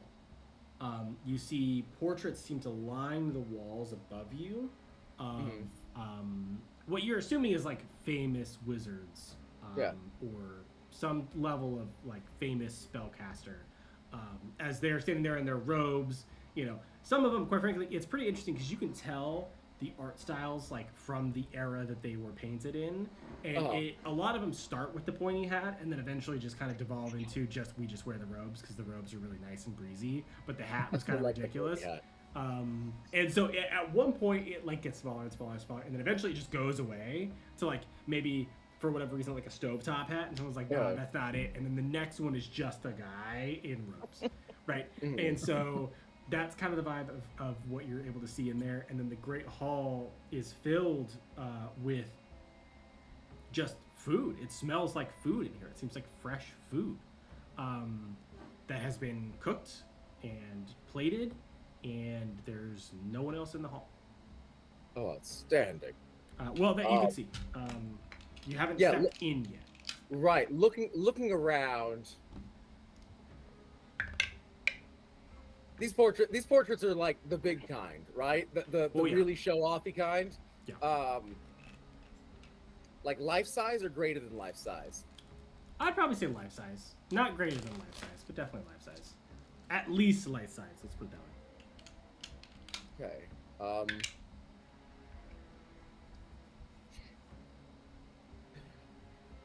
I am gonna need the first person to walk through the door to roll me a d6. Okay, I think we're peeking around right now, because kind of what I'm tempted to do. I'm looking around at these portraits, and I'm wizard brain.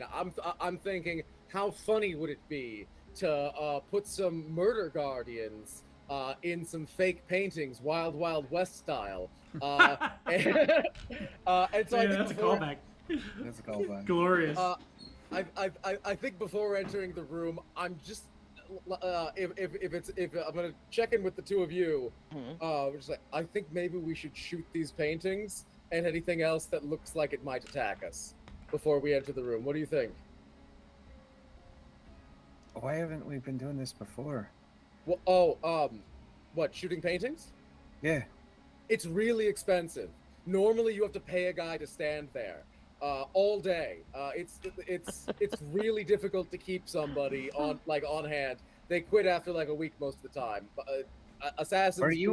Were you a former painting guy?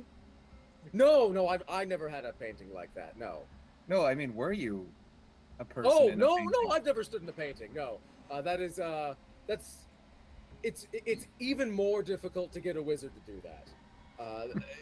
They'll do it for like 20 minutes for a prank. But if you want someone full time and you got to rotate them in and out, you need to house them. It's honestly way more pain than most people are willing to go through. But this is the kind of spot where it might happen. All right. And now, while he's I'm not suggesting there's a person there. I'm suggesting that this is the kind of place where you can replace people. I'm gonna take the crossbow, load it with a regular bolt, put it on Faley's shoulder, so he can steady my aim while he's talking to me. Yeah. And then I fire over his shoulder, or from behind him more than over his shoulder. Okay. In one of the paintings from this room. Okay. Can you go ahead and roll me a d6? Okay. Yeah. Now, have we set? 4. We're still outside the room, right? Yeah. Or Still did you outside. go in? Yeah. Okay. We are peering in Scooby-Doo style. Mm-hmm. Said 4. 4. Hold on one sec. Or Tarask. Oh, sorry. Because we need to deal with all the murder traps designed for people like us, and then also all the joke murder traps designed for the people who are supposed to be here. It's a lot to work on, but I'm hearing you want to shoot things, and I'm in. Wizard humor is not everybody gets it. There we go. See, I don't get that. They must love Rick and Morty. Great. Okay, so you shoot the painting. And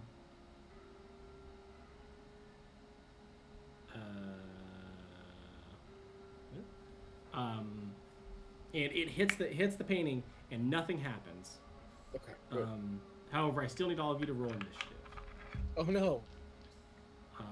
As when you shoot the painting, it seems like underneath the table, about 5 of these, very similar the shadows you had seen on the street, but these ones are all coursing with that arcane electric power. Oh, gross. Yeah, kind of pop out from underneath the tables in various different areas. But the painting is now ruined. Shut the door. But Shut the door. Did we get a sense of what the nature of those creatures was? Were they like were those like unusual husks that got real extra magicked, or something stranger?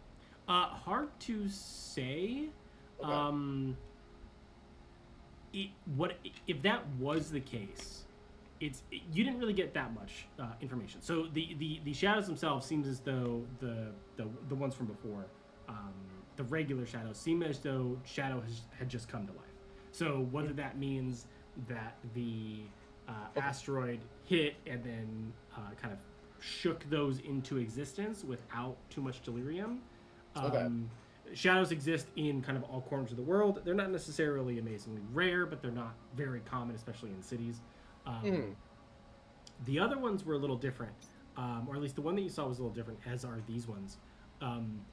It seems as though these ones are not directly related to those ones. These have a more humanoid form, and they seem to be teeming with arcane energy.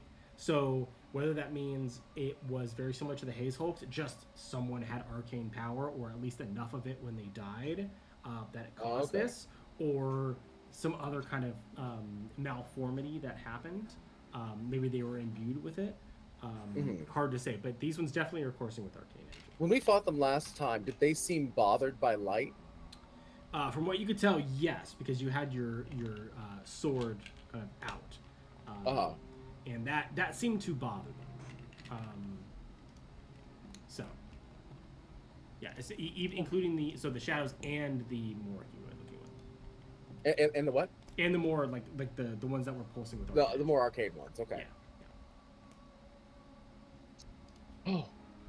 Okay, great. Yeah, and again, Rye's first thing is going to be to shut the door. Okay, yeah, I mean, you can shut the door. They are going to keep coming for us. Okay. I think you're right to not want to touch them, though. So we can back let up them in attacking them. One at a time? No. Sorry, I should specify. They're beings made of shadow. I would be shocked if a door slowed them. Why are we standing here? I think we're in initiative. Yep. Oh. Well, so now you are. So that was the one actually you got. So I need some initiatives. If nothing else, if we stay here, boom, shooting gallery. Let them come to us here. Yeah, and better than if we walked up to the tables. So that's a natural 20 for a 22. Nice. Wasted my good rolls now. Yeah, get them all out.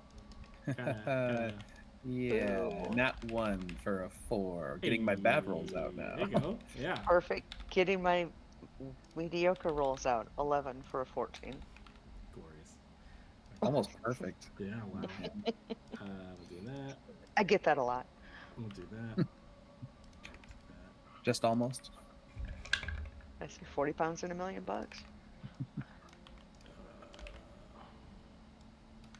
Okay, we organize this. That's there. That's there. Well, I rolled horribly as well, so that's good. Great. Okay. Thales, that kicks off with you there. So the door has been shut. It is. Yeah. So I'm going to say that. We'll open it back up. I'm going to say that to Rye as I open the door back up.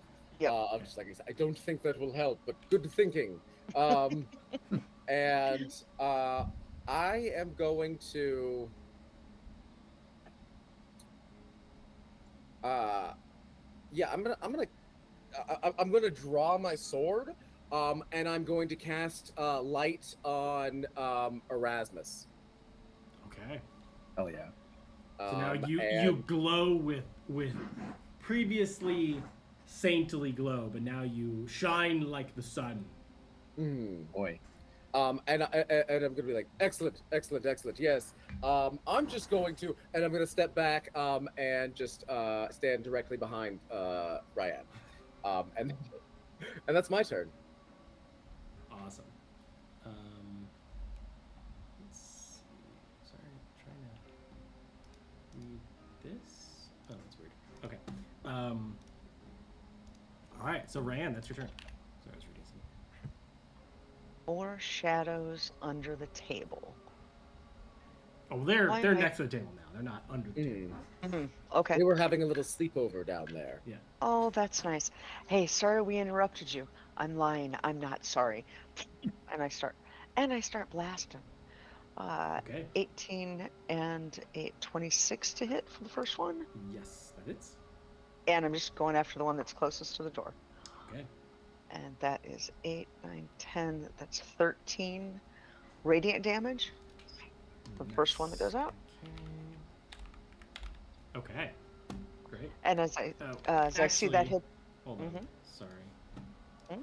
Sorry. Hold on. Give me a second. Hold on. There's like 17 things in this split they gotta do. I'm not going anywhere.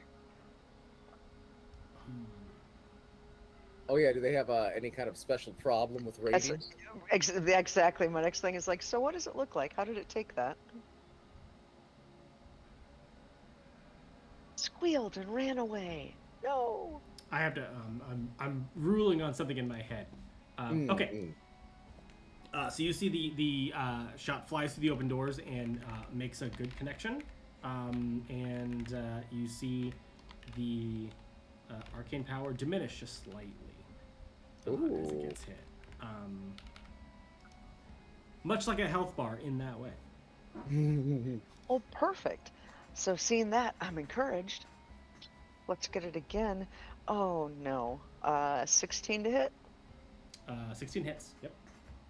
I'll take that all day then. Great. And that is horrible. Six more radiant damage. Okay. Nice. Same one. Keep going. Let's, So that's an 8. A 9 to hit on the third one. That misses. No. But I've got 2 orbits and I'm going to grab one, so I'm going to try again. Okay. With one more because it looks like it's working, and let's get this done. 13, 8, 21 to hit. Yep. Let's finish one off, can we? No, we can't. And 7 more radiant damage. 7 more. Okay, great. Yeah, just as you shoot into the room. They seem to hit, but then also kind of go through these creatures. But their kind of shadow, foggy arcaneness diminishes a little bit as you shoot through. Okay. Great. So now it's a block of 4 of them. And as each of you kind of are staring into this room, you notice that they each fly into the corners that are out of your visual spectrum. So they are the ones that are out and then into your right and left. So now, from what you could tell, looking into the room, there's only one creature left. Maybe we hang back. Let them come to us. That's what I said. Cool. And so, Erasmus, that's your turn whenever you would like. It's a kitchen. Do we really need anything in here? There's no staircases anywhere else. Oh, well, here we go. We could try the elevators if we're feeling. But then we'd have to leave these things behind us. These seem less likely to chase us, but also I feel like we. I don't like being in a building with them. These things seem more likely to chase us and be better at it than the other things. The shadow people, man. All right. God. I'm glowing. There's only one. I don't want to go in there. Yeah, just take a shot with a non-contaminated bolt. Non-poisoned bolt either, so just normal bolts. Okay. Oh, that's a crit. Hey, nice. Let me make sure. I have to make sure if it's my litany or AKA formula applies to ranged attacks or just melee weapon attacks. Cool. All right. Because that's a crit on 19 or 20. So that is going to be 7 plus 3. So that's 10 piercing damage on the first shot. Sweet. Yeah, you raise your crossbow up, shoot. You actually get it right between the eyes, but it does that thing where it goes kind of through. And then you see kind of the fog. You know, it diminishes a little bit, but you see kind of the hole in the fog. You see its hands kind of go up and go, and then the fog kind of fills back. So Is it? Am I doing damage at all? You are doing. It looks like you did damage. Yeah. This is what it looked like last time, but we still killed him just fine. Okay. All right. Second attack We got this. is a 10 to hit, That misses. and that is my turn. I think I have a bonus action.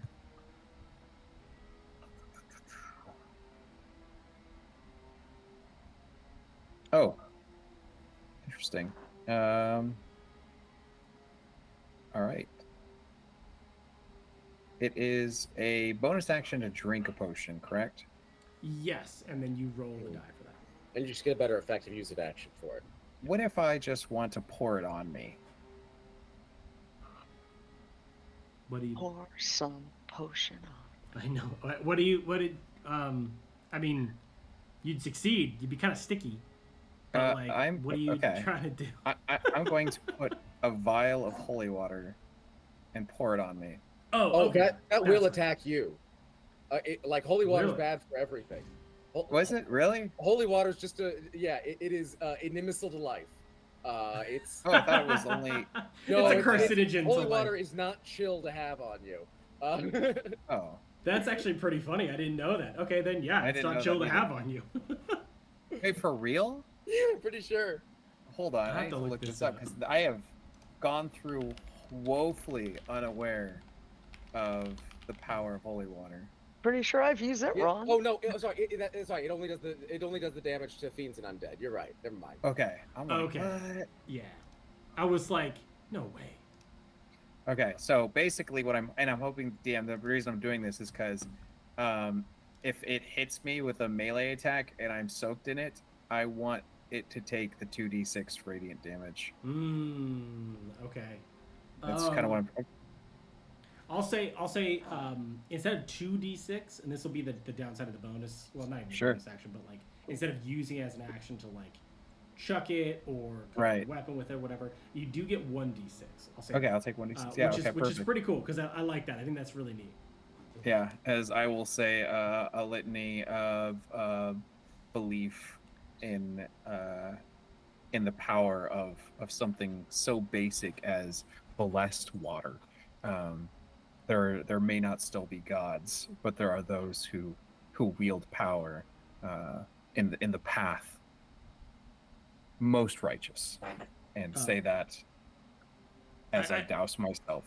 I will say it will last a little bit, so like a couple rounds, probably Sure. 5-6 rounds, which will do you good. But you know, it's water; it'll evaporate eventually. All right, yeah. So All right, that is Sick. me, and standing like more in front of my teammates so that these things will come and hit me instead of them. okay. Great. So you're outside the door. I am wherever I need to be protecting them, but not in the line of sight of like ranged attacks. Like, so they still have to come to us physically to get us. Okay. Okay. So you are Scooby-Dooing around the door, and we have taken one step back from that. Yeah. That's kind of what I'm imagining. Okay. And yeah, I'm just waiting for them to come to us. Okay. Great. So the only other rate that you can see kind of pulls the same tactic, kind of tucks into one of the corners. And that is its turn. So that comes to you, Felix. Okay. How wide is this room? Or how wide is the doorway? Doorway's double door wide, so what would that be? I guess technically in D&D squares, 10 feet. Okay. So 10 feet wide, and the full dining hall. I imagine it's kind of a long room. How wide is it? Decently wide. I'd probably say about 100 feet again. Very similar to downstairs. Okay. And when we saw them moving, they were kind of did they look like they were moving to be right at the side of the doorway, or further into the corners? They look like they were trying to be out of sight. Okay. So obviously, once they move out of sight, you lose sight of them. Okay, so they move like out and then in. That's something kind like of the that? vibe. Yeah, Okay. they essentially try to get as they try to break your line of sight as quickly as they possibly can. Which was easy because of how we were positioned. exactly. You're not in the doorway, right? You're kind of like tucked away, and Yep. so they can just kind of pick a side. Okay.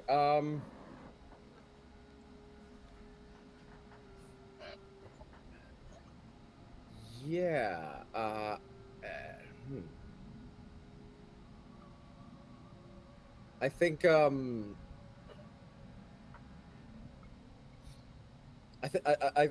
I think I would back up and oh no, I want to go in. Yeah, I'm going to step through the door on the right side and hold my sword up and see if it reveals anything. Okay. Yeah. So you step through and you hold your sword up. They're not really hidden at all. They're just kind of hiding against the wall, like kind of tucked out of sight. And they see you and they see the light. They kind of sort of shield their eyes, but they're still looking at you as though they're going to come towards your direction. Are they clustered together? Yeah, relatively. Yeah, there's a couple of them that are clustered together. I have no idea if this will work. And I'm gonna run forward and do a big Zweihander flourish with Twilight, and just fling forward a spray of acid with it as I bring it forward. So they both need to make Constitution saving throws. Okay. And I do have to get like right up in their grill to do this. Yeah, because the range on that's pretty small. Okay, so you run up and you do the big flourish and then just kind of like a pocket sand with your hand kind of moment, just like ha ha, and you feel the spell finish. You feel it connect, and then you feel another force prevent that spell as a 9th level counter spell, kind of off your hand. Oh. And you are stuck mid pseudo charge with your sword, being like, huh. That's a scary feeling. I had a plan, and my new plan is to Misty step back out of this room. Great. And that gets counterspelled as well. So you cannot, you get 9th leveled as well. So you attempt to just, and you just step back a step. You're like, shit. Oh no. I'm gonna use my remaining move. No, how far to the side were they? Like, how much of my movement did I have to use to get to them? I'm assuming that you made like 15 feet run. How long is acid spray? It's 15 long, feet, so I had to be enough. 10 feet away from the closest one. That's enough. Yeah. So you because they didn't like tuck into the corner. Like they were like coming to the wall. The point was to pull you into the room, which they have done, right? And so now that you are in the room. I'm gonna use my 15 remaining feet of movement to backtrack and just like go back the other way because oh no, absolutely not.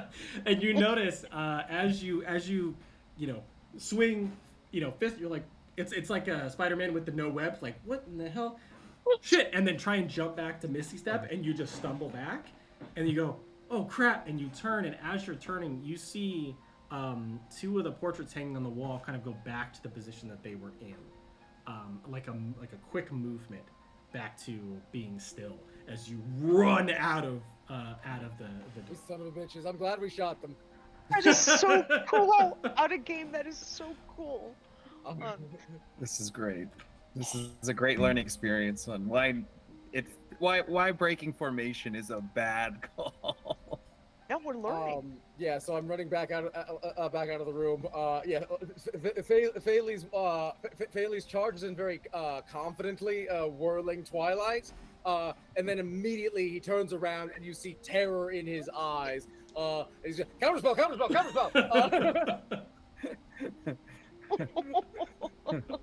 He comes out, pulling him out.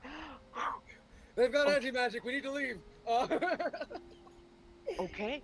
And, that is my turn. Bailey's is panting up against the wall.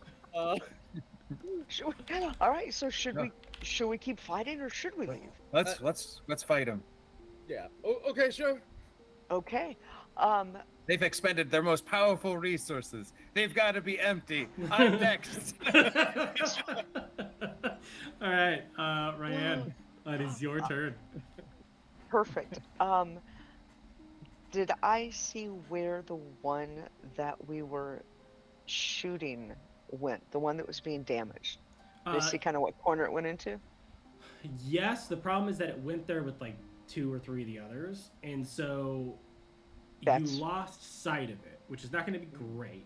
I mean, technically, Ryan's pretty confident that she doesn't need line of sight to hit things. I mean, yeah, Really? I mean, Check Eldritch Blast. It's embarrassing. Yeah. does You Eldritch don't Blast need- not require? You don't need to see Is it. it? Oh, is it like Guiding bolt Yep. Oh yeah. Within range.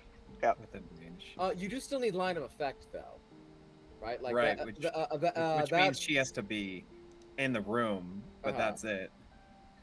yeah, like there's the spellcasting rules are fun and scattered in like 6 different places. One of the things is like a pane of glass will Will prevent block it. most spells from passing. Yeah, so there's a few where the flavor circumvents that, like Sacred Yeah. Flame, because it specifies that it comes down from overhead. It does target a Mm. creature you can see, but it can be a creature you can see like through a brick of diamond or something. Right? Interesting. But normally spells can't pass through anything. They just hit the thing that they hit. Okay. I will Okay. I will say that Yeah. you can't it's not like a homing blast. Like you can't like slide up against the wall and just like shoot things randomly and have them track your target. However, I will say that if you step into the room and you shoot and you get visual on them, you could find the right one. Like you could be like, I want to shoot the same one that I was shooting, and it will hit that target. Okay.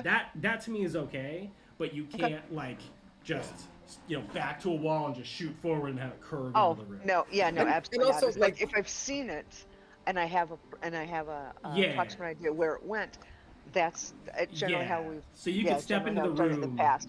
and see Okay. that group and be like, I want to hit, I literally want to hard target the one person that I was shooting.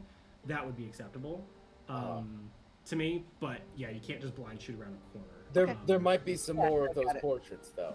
Yeah, is there? What can I see from outside the room? From what you can see outside the room, there's like, you're looking at one wall of this hall, and it's lined with portraits. Okay. Okay, so all we can do is what we can do. So I'm going to poke in, trying to stay out of the room as much as I possibly can. I'm just going to eke in as much as I need to kind of see where they are, and particularly trying to focus the one that, Yeah. I the assume one that that you're going for that one. section off the room, trying to do that. Great, I see it. I cast, and let's see what happens. Okay.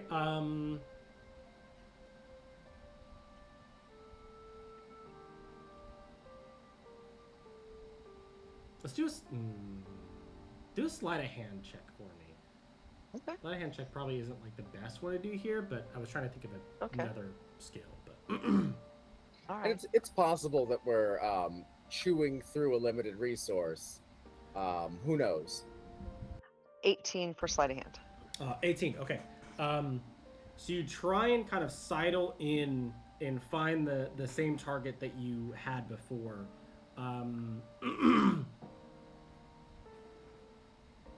Go ahead and roll your attack roll. 23 to hit. Okay. Ooh. And how many are you shooting? Like how many Eldritch Right, Blasts yeah, do I'm you checking. It would be 4 total. have? Four on this one attack, right? 3 on this one attack. Okay. So as you try and kind of get an angle without actually being in the room, it's really difficult. These creatures are much smarter than the ones that you fought below. One might guess that they were wizards and they kind of know how magic works and specifically how this room works. And so you kind of lean in as best you can, and they're tucked on the door. I mean, their goal is to get you in the room. Okay. And you lean in and you shoot, and you feel it fizzle as it comes from your hand. Okay. Right. How many portraits are there? How many wizard portraits are there? From what you could see, about 10 on the wall facing you, and from what you've noticed, at least at this point, like when you shot that blast, it seemed as though 3 of them moved, and the counterspell only came from 1 of them. It seems as though they're vying for shooting the counterspell. It's not just like they designated to 1.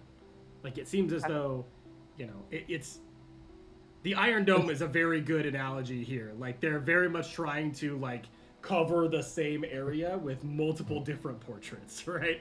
Like Okay. All right. Okay, so when we put 3 out, did we utilize 3 or I have a thing I can do. is it one some? Because action? I can just start. Your Eldritch Blast, is it 1? It's Yes. 1 attack, right? Yeah. So No, it was just 1 for those 3 beams. Right? Eldritch Blast should be 2 attacks, but I mean it's still 1 spell. Right. So it's still one. It's still 1 spell. So the spell was 1 spell, multiple attacks on the spell. Yeah. Yeah. Okay. Oh, let's back off and see if okay. we can get them to follow us. And if we can't, I have a way we can fight them. All right, because the only thing I was thinking after this was start shooting it. Wasn't effective, but it was. Looks like it's our only option. Hey, take my crossbow. I've got an idea. And I'll I take pull my out. ammunition, whatever you pull got. Yeah, I've got a crossbow. Okay, you've got it. All right. That's not what you do to a crossbow. Never mind.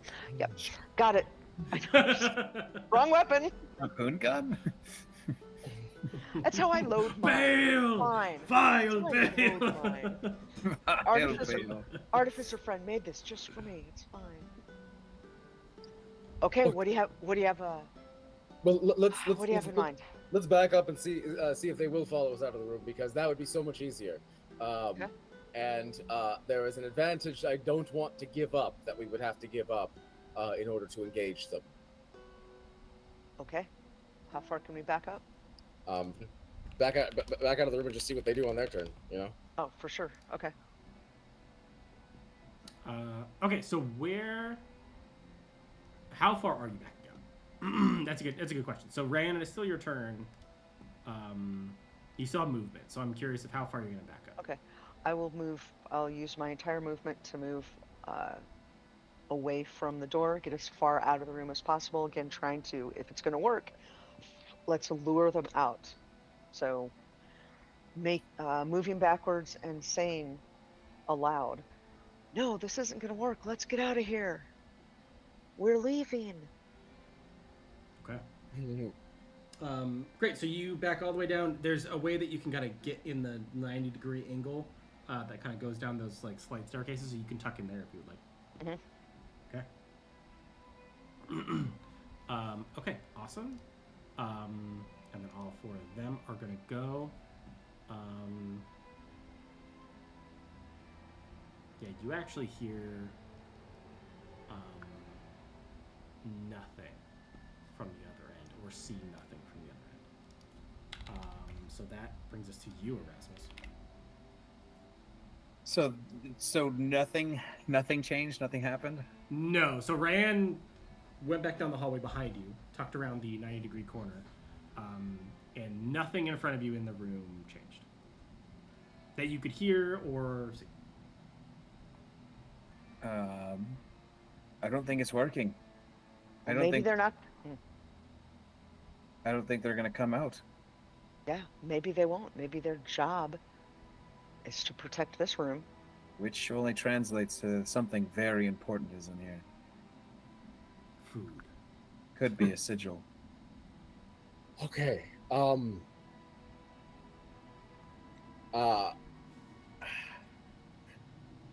Erasmus, I have a plan.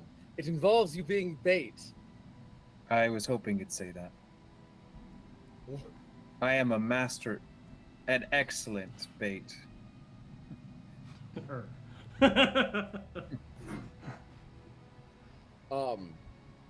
Okay, so if you step into the room, I can be out here where I am out of sight, and I can I can hold for the moment where they approach you. At which point I will shroud you in fog. That will hopefully, well, at the very least, it will allow us to Ryan and I to move in and attack unmolested. What it would hopefully do Are would these things also, gonna molest me? yes, I think that's the intent. But it would also hopefully hopefully they won't be able to easily see through it as easily as I believe that you can. Oh, And all right. Yeah, fuck it. And I am going to put my back against the wall on our side so that no one has like visibility on me. mm, I'm gonna reach in, pull out 8 silver coins, grab the sigil, and cast animate objects. And then I'm going to go in Magneto style with all the silver coins orbiting me, still soaked in holy water, glowing from light. Sick. And I will basically be Boondock Saints, you know, energy as I come through, waiting. Or do I see any sign with blind sight? and you are glowing too. So Yeah, I'm glowing. Yeah. So, all right. So just so I have it straight of what you have on. So you have the animated coins. Animated coins. Are you covered in fog or no? Not yet. He's not yet covered Not in yet. fog. I'm Okay. holding an action to cast fog Yeah, cloud okay. centered on him from outside the room. But you're also glowing in light. Yeah. Okay, so yeah, you walk in the room and you literally just see, you know, these 5 creatures kind of almost like pressed. If they could be pressed against the wall, they would be pressed against the wall, but they're kind of like on the wall. Shred 'em. And I'm not they in see here you walk with in, they you. go, and they kind of peel themselves off, as if to start to engage. So the turn that Erasmus walks in, if they are now visible to him, could he make his attacks against them? Oh yeah. Oh yeah, definitely. I say, I'm not stuck in here with you. You're stuck in here with me, as I just shoot a blast after blast after blast of silver coins into the weakest looking one. Sick. I don't know if any of them really look weak, but I get your meaning. Yeah, the one I shot in the head, I guess. Yeah. Let's there's 4 of them over there. Go ahead and roll a d4 for me. We're gonna see if you hit that one or if you hit something because you 4. lost track of that one. Got 4? Yep. Okay, it was not. Actually, it was that one. Surprisingly, it was that one. I literally have them numbered, but I have the numbers jumbled, so it was that one. Awesome. So that's sweet. All right. First attack. All right. Dirty 20 to hit. Yep, that hits. That is 8 damage. 8 damage. Okay, great. All right. Next one. Nat 20. Holy shit. Now we're on fire. Nice.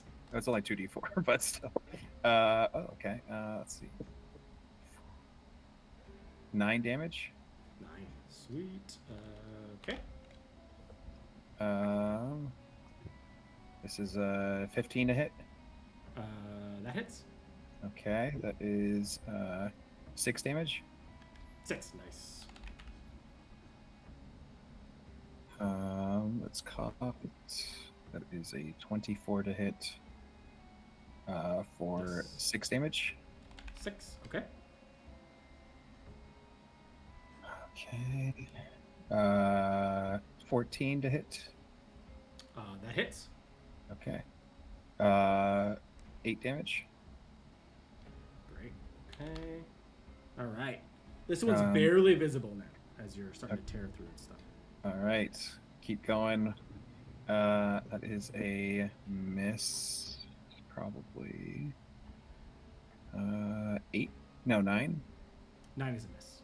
Not 1. Yeah. Yeah. Oh, it's always a miss on that one, right? Or no? Yeah. Yeah. Yeah. One is a natural one is a yeah. default miss.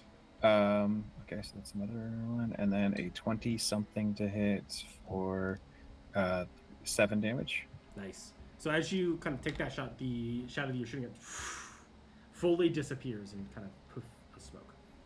All right, and I think I have one more shot, and I'm gonna aim at the nearest one to me with the last silver coin. Okay.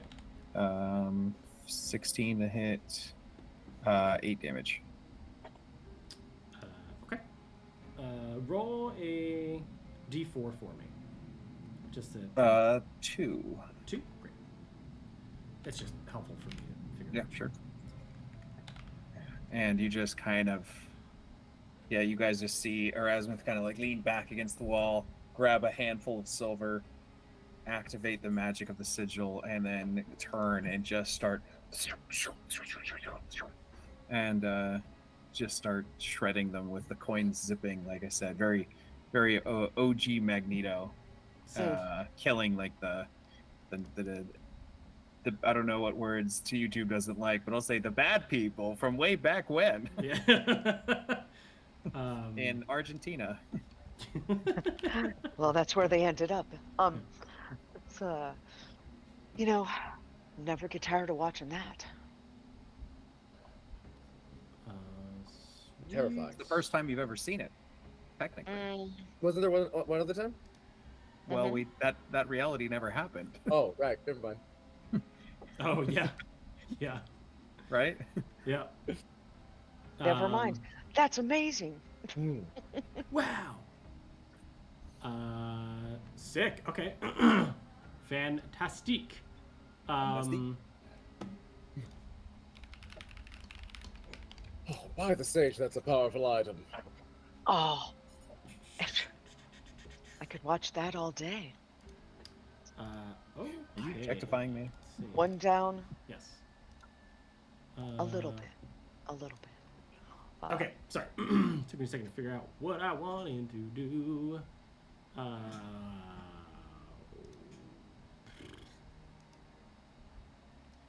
right, I one always down. space Four on to- this. When it says like, if you're a 5th level spellcaster, Yeah. what level spells can you cast? 3rd level. 3rd level. That's what I thought. It's 2 below. Yeah. No. The way that you know is by memorizing the table. That's the only way to know. Okay. And that is a fine way, but maybe there's other ways. Yeah. Please sponsor us. Yeah. Just saying. I am trying to find it right now, so give me a second. Because... All right, are there 4 more of these or 3 more of these? there are 4 more. Erasmus is looking at 2 of them. And as he's walking out, I'm gonna trigger the fog cloud. Okay.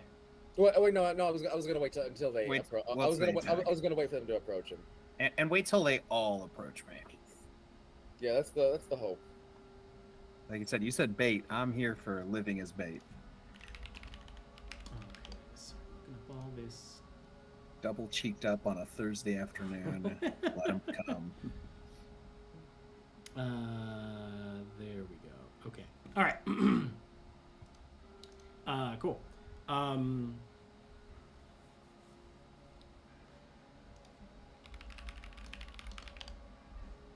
Perfect. Okay.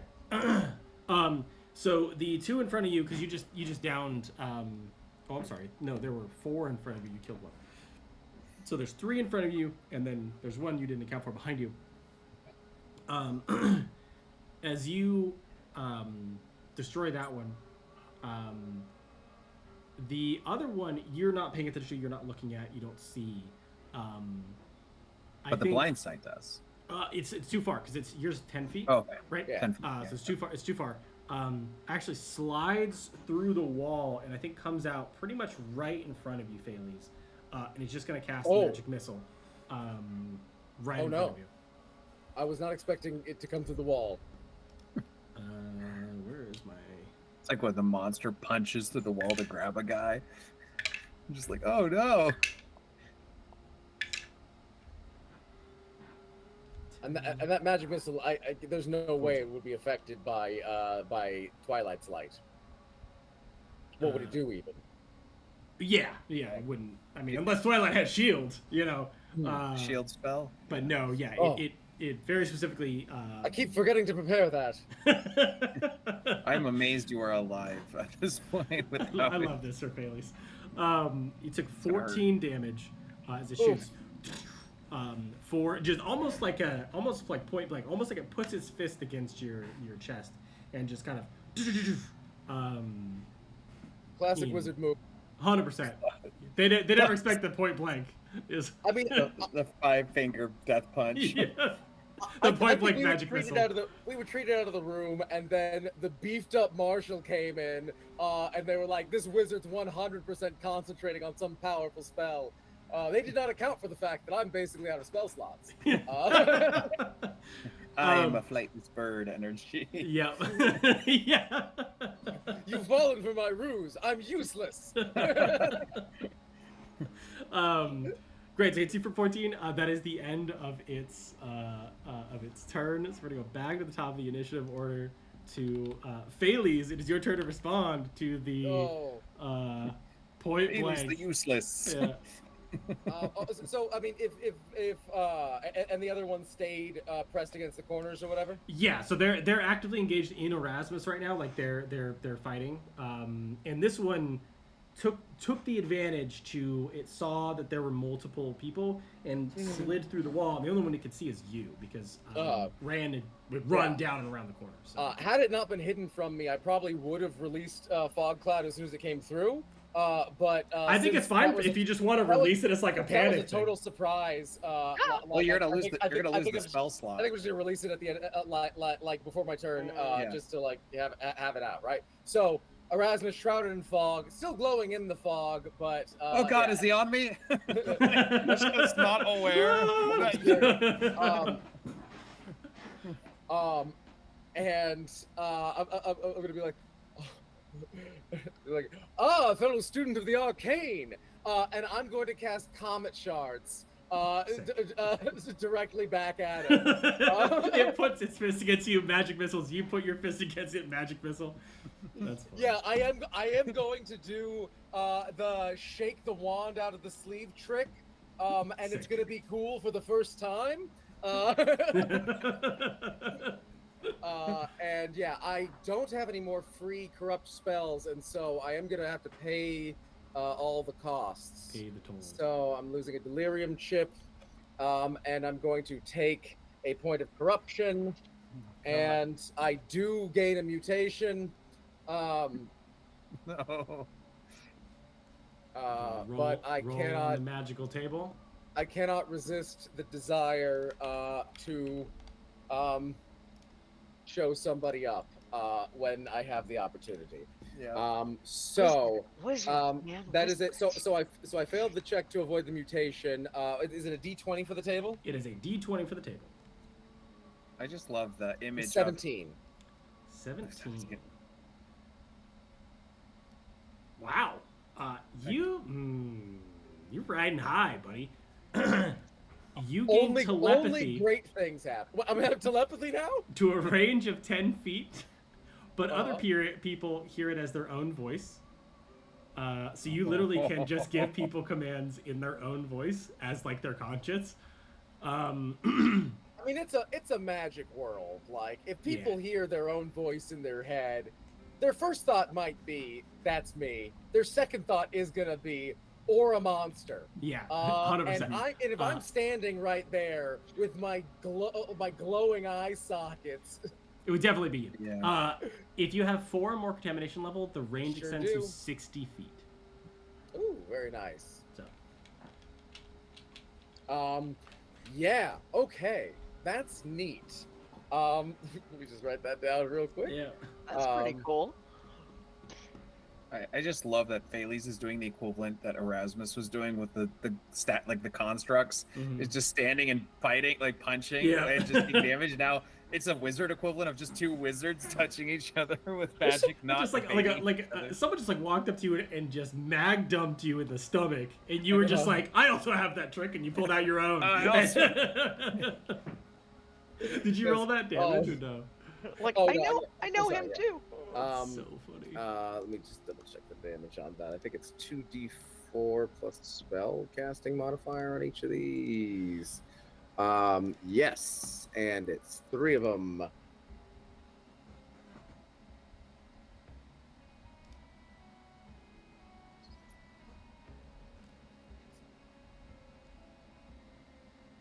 All right, low damage.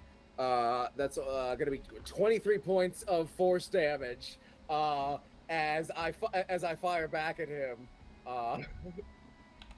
That was way more damage than he did. That's very much like a "let me show you how it's done" whippersnapper Well, kind I of did response. cast the bigger, nastier version of the spell that I had to get an awful headache and come an inch closer to death in order to cast. It's true.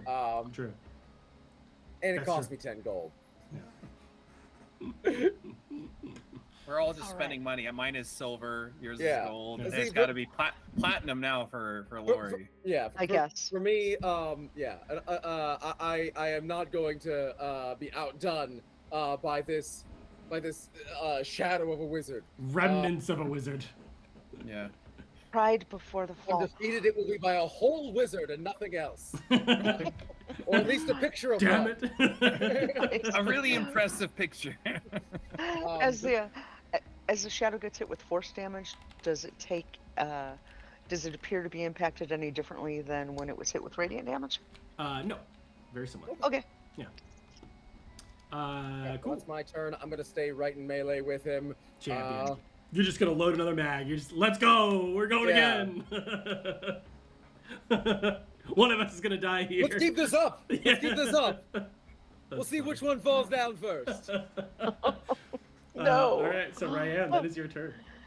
I'm going to move up to the doorway, and I'm assuming now, because things have moved, I can stand. There is a guy like 10 feet away from you. Yeah, I can stay outside the room, Mm-hmm. and you see blasts of platinum energy coming through. If you move into the fog cloud in the room and then fire out at the guy next to me, you might have advantage. If he doesn't have line sight. Because you do, Okay. right? Mm-hmm. Well, I'd be, but in the room. Yeah, but can't counterspell what you can't see. Bingo. So if the portraits have blind sight, they can counter you. If the shadow has blind sight, then you won't have advantage. But if neither of those is true, you'll have advantage on all your attacks. Got it. Here's So you're what I know. rolling the die.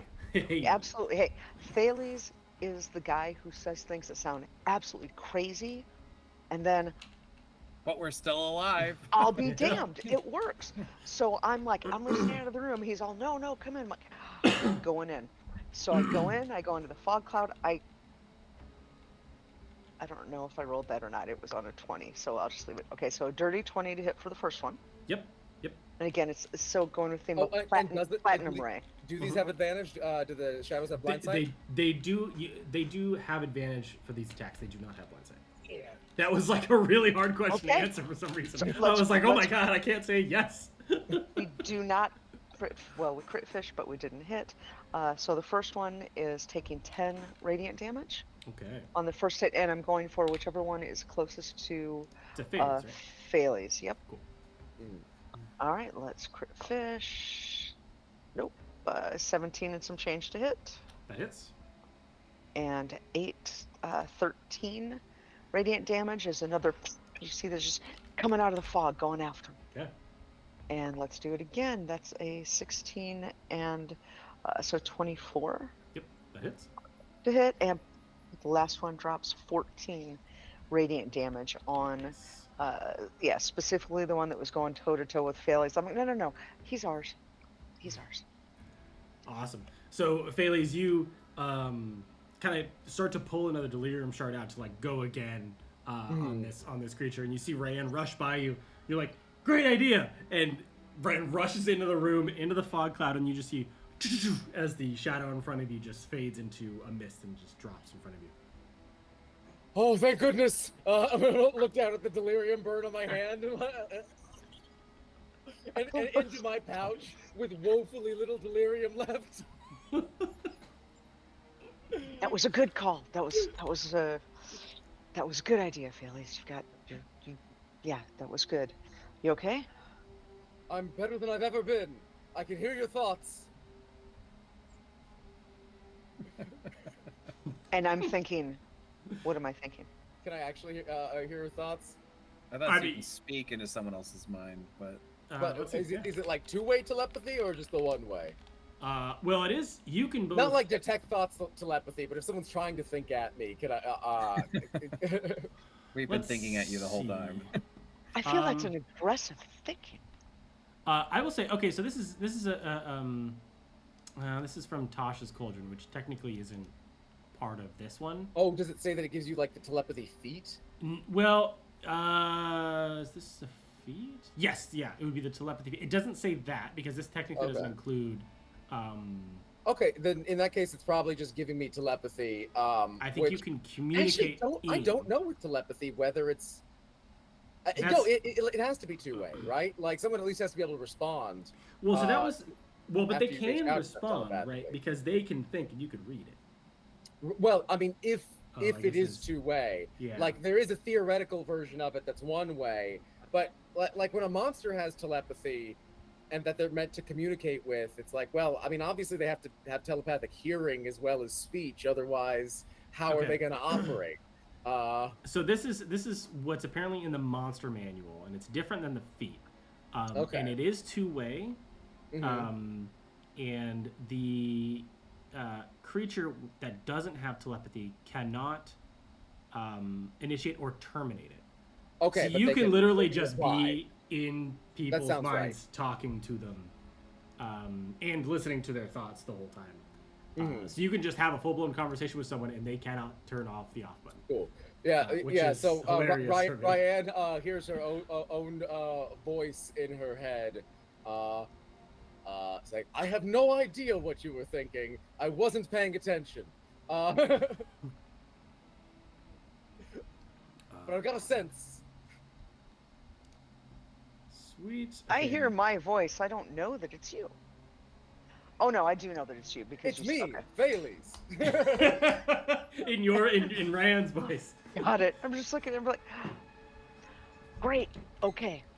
I feel like there's a lot of characters out there that would hear thoughts they didn't come up with in their head, in their own voice, and go, God? And then you just be like, I think I'm Thales! gonna have to preface every telepathic message with, "It's me, Thales, the wizard."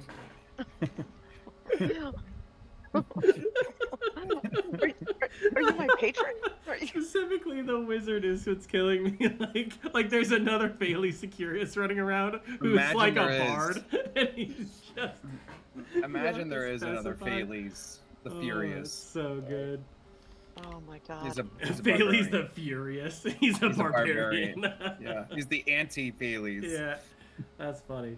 Yeah, he has really good melee, but then like just cast spells. His one spell that he casts all the time. Yep. Oh man, that's good. Okay, great. So these creatures are going to go, and I think all three of them. Ooh, magic missile requires. You need to be able to vision. see for that. Yeah. But they can come out and see me. I'm the only visible one. They can. Let's see.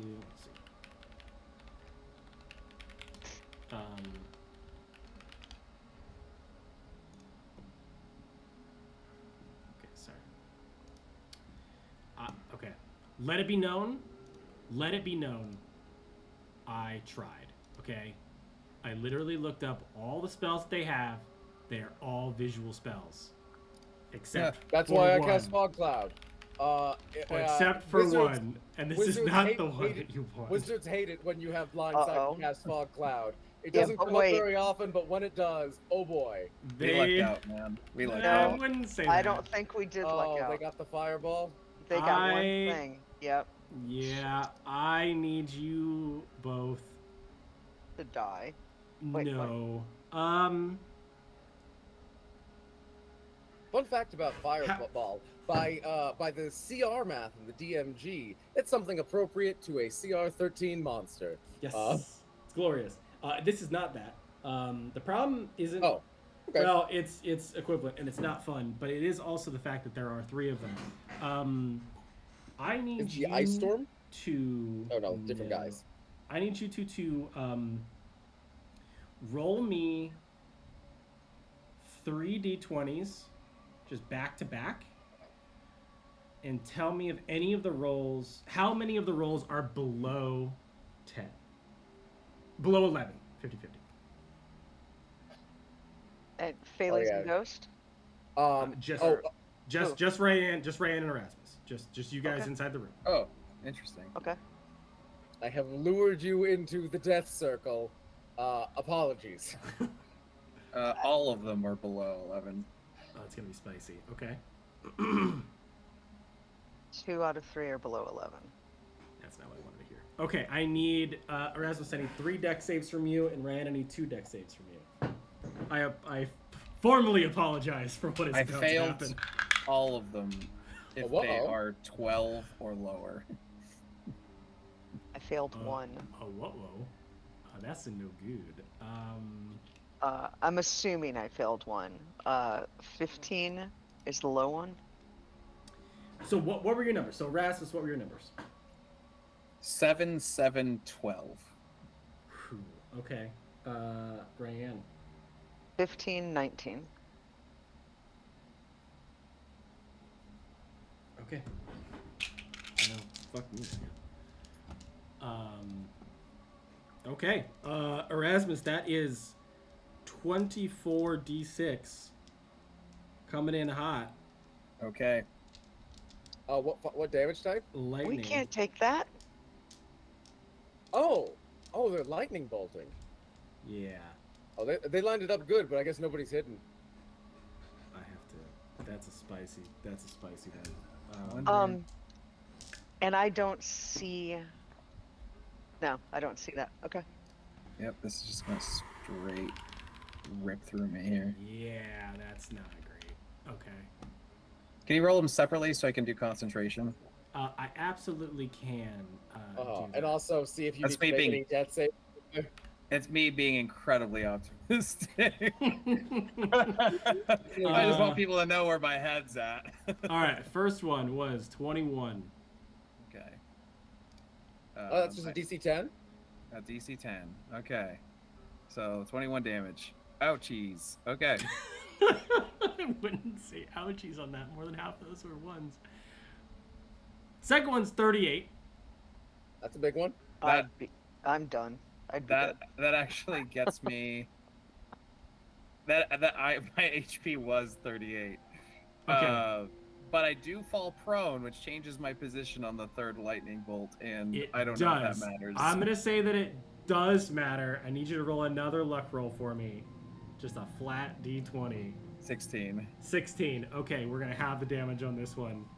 Doesn't Actually, matter. no, with this one, It doesn't matter. I just no, yeah. I'm trying to kind of figure out, because the way that I rolled it before was that the d20s were that it missed you.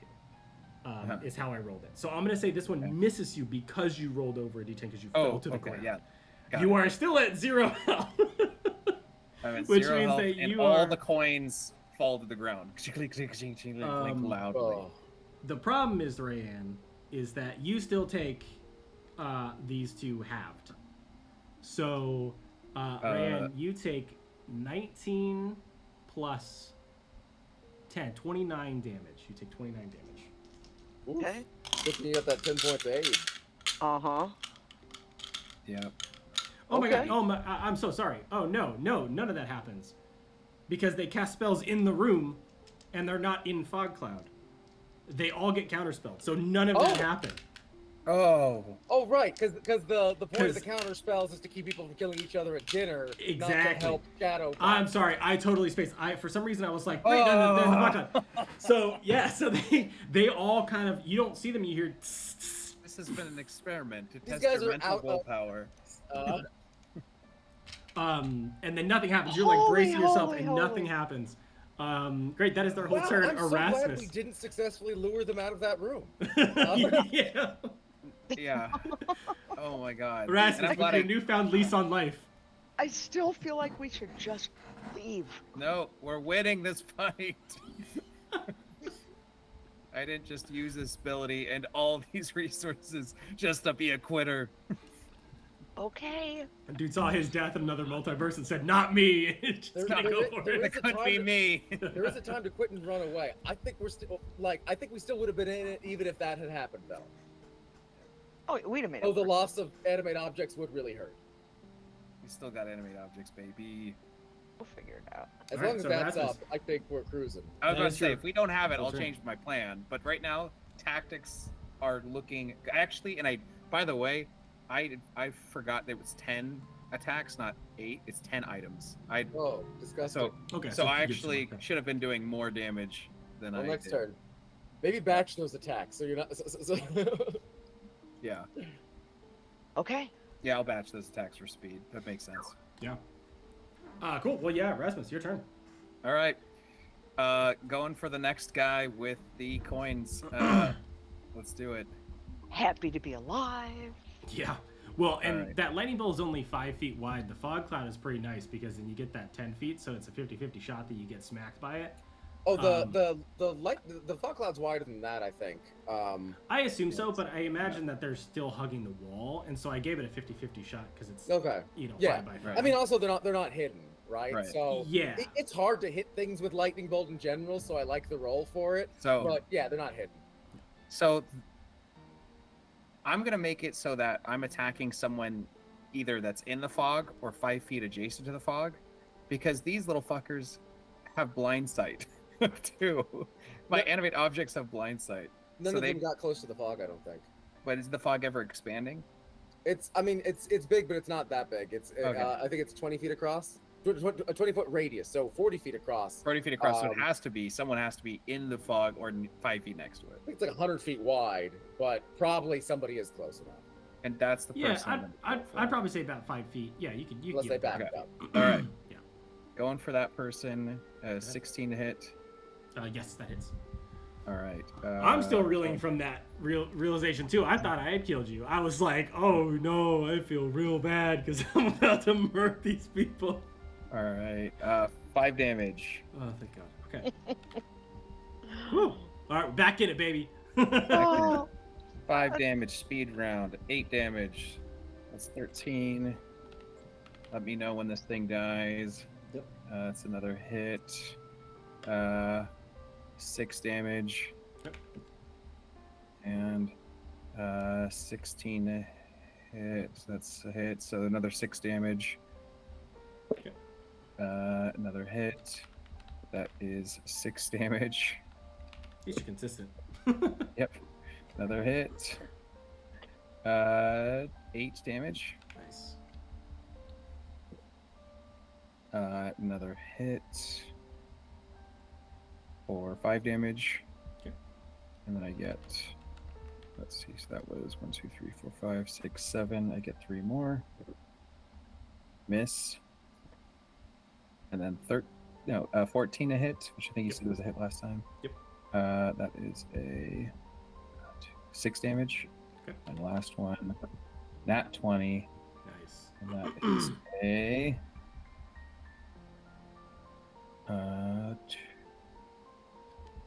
let's see, 3. So that's 11 damage.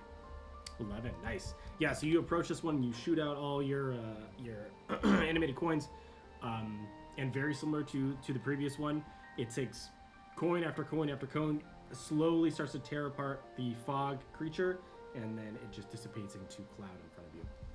With All right. 2 remaining in front. 2 remaining. So that was my bonus action. Nice. And I'm like, that's why we're winning. We're winning. They're going God, down. it's a horrifying spell.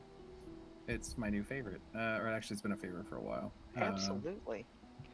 I'm going to shoot John Wick style with the crossbow. The hand With crossbow. advantage, right? Well, no, With because straight roll because you are unseen and Well, I or gotta. if you get right up to the edge. I would of like to. the- Yeah. Yeah. I'd like to move so that I can get advantage. Yeah. Get to where you're like shooting it like from 10 feet away. Yeah. I think you'll hit. Yep. That is a 23 to hit. Nice. Yep. For 7 damage on the first shot, Nice. and 17 to hit for 6 damage on the next shot. Said 6. Yep. Sweet. Yeah, same thing. Two bolts going to go through, and it kind of looks like it gets absorbed, but it's fog and like arcane electricity is a little diminished. Yep. All right. Erasmus is just like I said, moving like a ghost. Coins, and then just his hand crossbow just moving, and he's gonna call out where he senses them. 10 feet to the right of the entrance, 20 feet to the left of the entrance, wherever he's scoping about. Sweet. Nice. That's a great turn. Phales. Oh, outstanding. Yeah, I think,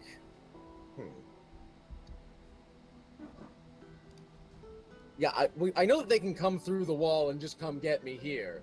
So I'm actually going to move into this space, and I would like into the foggy space. Okay. And I'm just gonna sort of press myself up against a side area. And I would like to attempt to hide. Okay, yeah, go ahead and it's just stealth, right? It's stealth. It would be so it's stealth. That's an option because I'm unseen. Right. I have advantage because of Your cloak, my item. Right. Yeah. So that is a total of 12. 12. Okay, great. I don't know how wise these wizards are.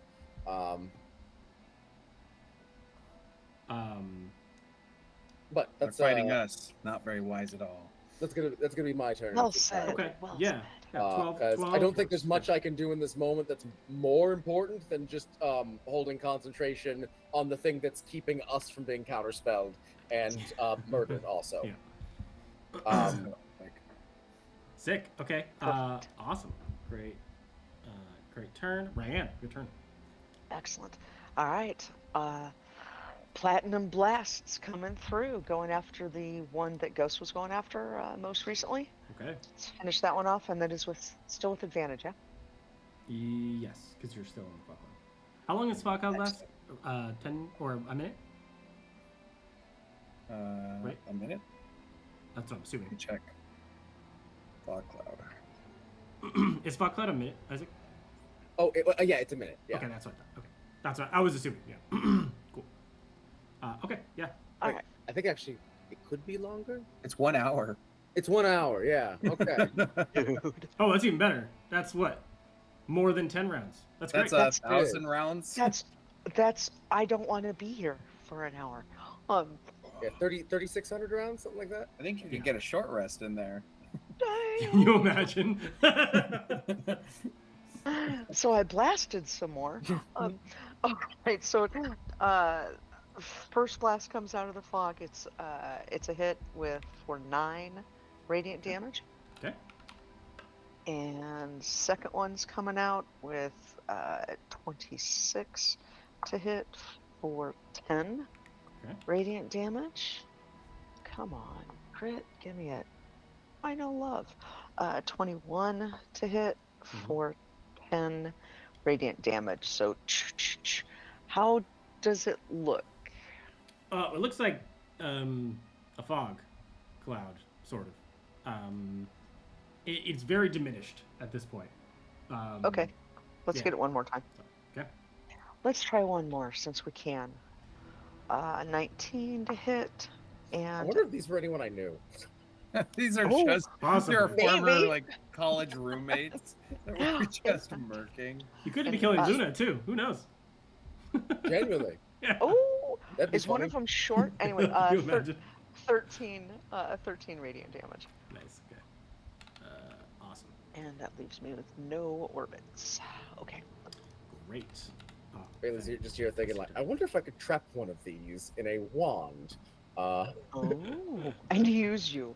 You're now my wizard servant. Okay. Oh, that'd be a fun magic item. Intern. Unseen wizard. Unseen wizard would be cool. I love this magic item. Yeah, I'd be okay. Look, I can cast wizard spells. I cast wizard. I am just gonna cast wizard. I want that spell. Great. Okay, so That's I scroll. think 7th level. both of these are going to. Yeah, I think they're gonna just desperate plea it. They're just gonna both of them are just gonna use they're together. So just gonna rush forward. They're gonna point in opposite directions and they are gonna shoot lightning bolt. And I think everybody's gonna get hit by this. I am hidden. You are hidden, so they're So not aiming they fully for you. don't know where I am. Yeah.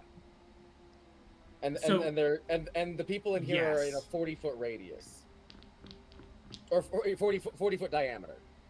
Yes. Yeah. So lot of space to be hidden in. Yes, they for fog cloud. They have dark vision. They don't have blind sight. Yeah. Okay. So anything. So like, if they don't have like blind sight or tremor sense, even true Well, sight is subject to obscurement. on fog. So Okay. blind sight's kind of But- blind sight and tremor sense are kind of the only things that would help them out here. Great. Okay. Right. So what they could do is move within 5 feet of us Mhm.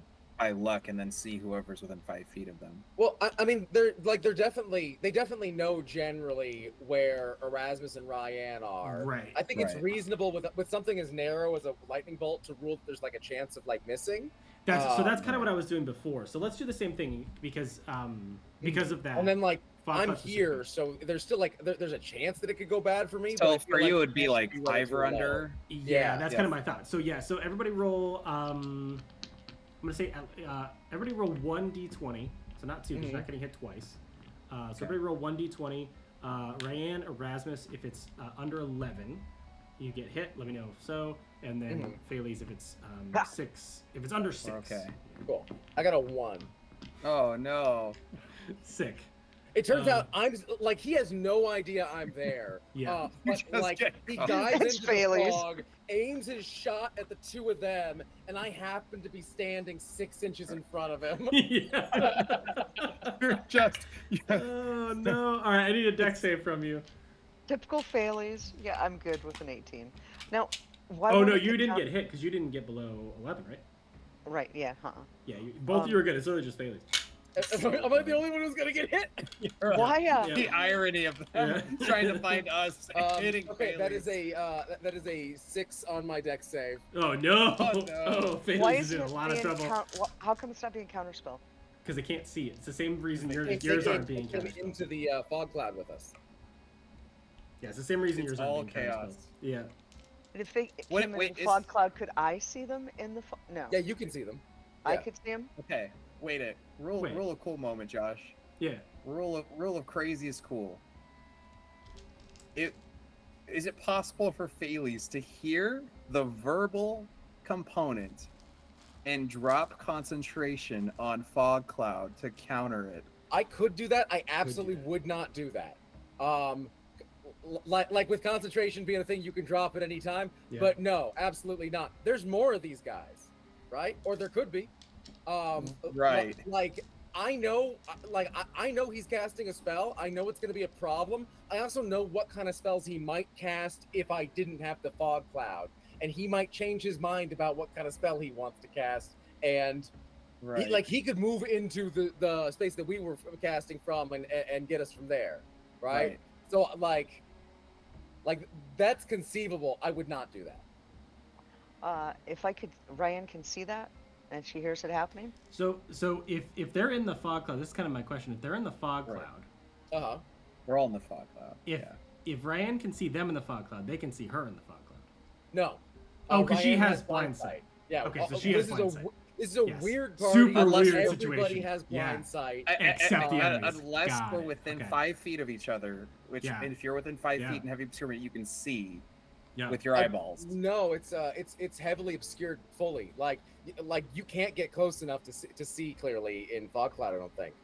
I thought heavy obscurement is a condition or not like a circumstance in the game that says you need to be physically within reach of someone with 5 feet. No, of- like 5 feet. like a steel wall is heavy obscurement too, right? Like heavy obscurement is just flat. No, you can't. Bad.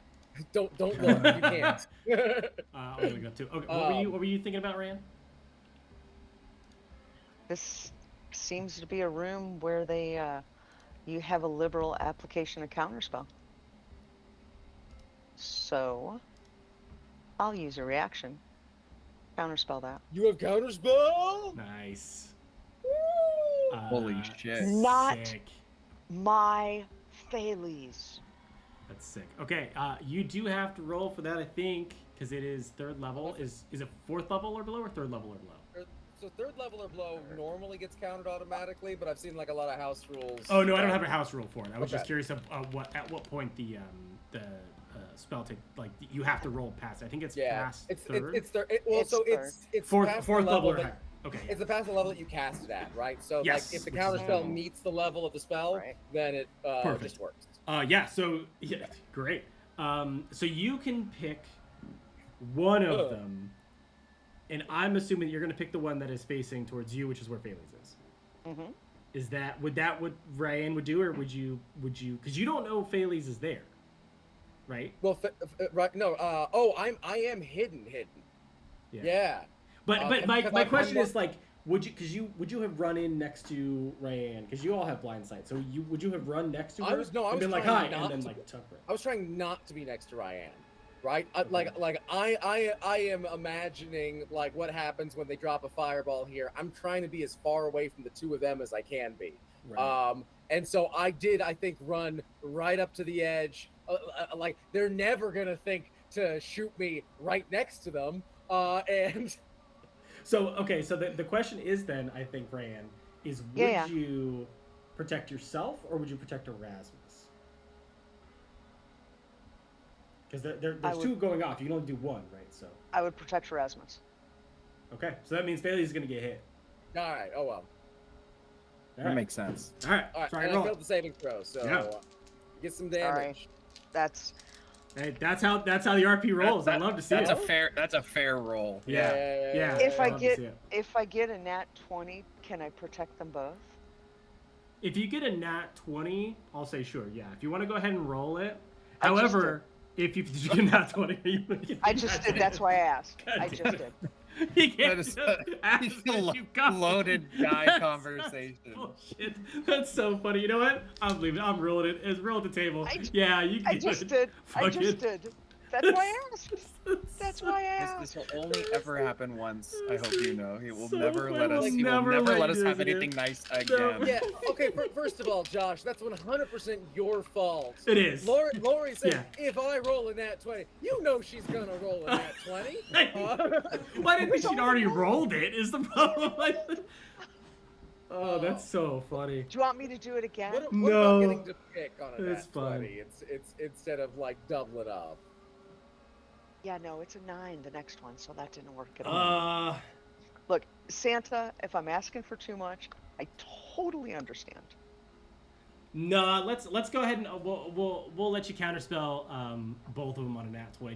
Just for the real cool funsies of it. And you aren't even at the hard part of the tower yet, so it's not like this is gonna get easier. We are just Yeah. getting started. Yeah. So let's do that. Okay, cool. So yeah, you managed to counterspell both of those. It also burns a 3rd level spell slot for you, which I am in no position to argue because it's probably your only one, right? Yo. Yo. Oh, no. I've Yeah, got you- one that's the one. more. You have Yeah, one I've more? got one more. Okay. Yeah. Yeah, warlocks, baby. I have Uh, 2 gotta- spells. We short resting out here.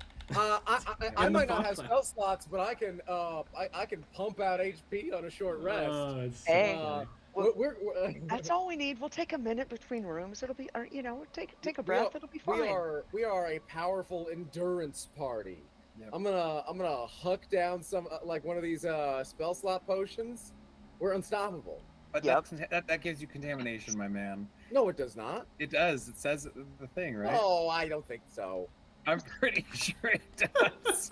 I just read it. That's why. Oh. Well, I don't think so. I think you have I'll to be roll okay. it. I think you have to roll it to see if it does it.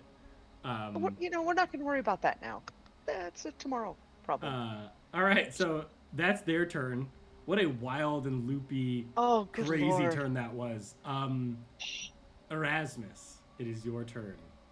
All right. You now have both of them in the fog cloud with you. You can see them because you have blind sight. They cannot And see so- you. I love that we're all like, we have blind sight. I'm like, my coins have blind sight. Is so funny. That's This absurd. it's so insane what we like. I want to like go back and watch this fight fresh, thinking the statistical or the just the sheer unusual odds of everything coming together in a room that the enemies can see and counterspell everything. Yeah. Casting spells and then rushing into the room. Oh, so good. Okay, coins at the one of the guys. Yep. That is going to be a miss on the first one, even with advantage. All right, that is a hit. So put that aside. Signal how many I'm going. All right, so 8 damage on the first one. Okay.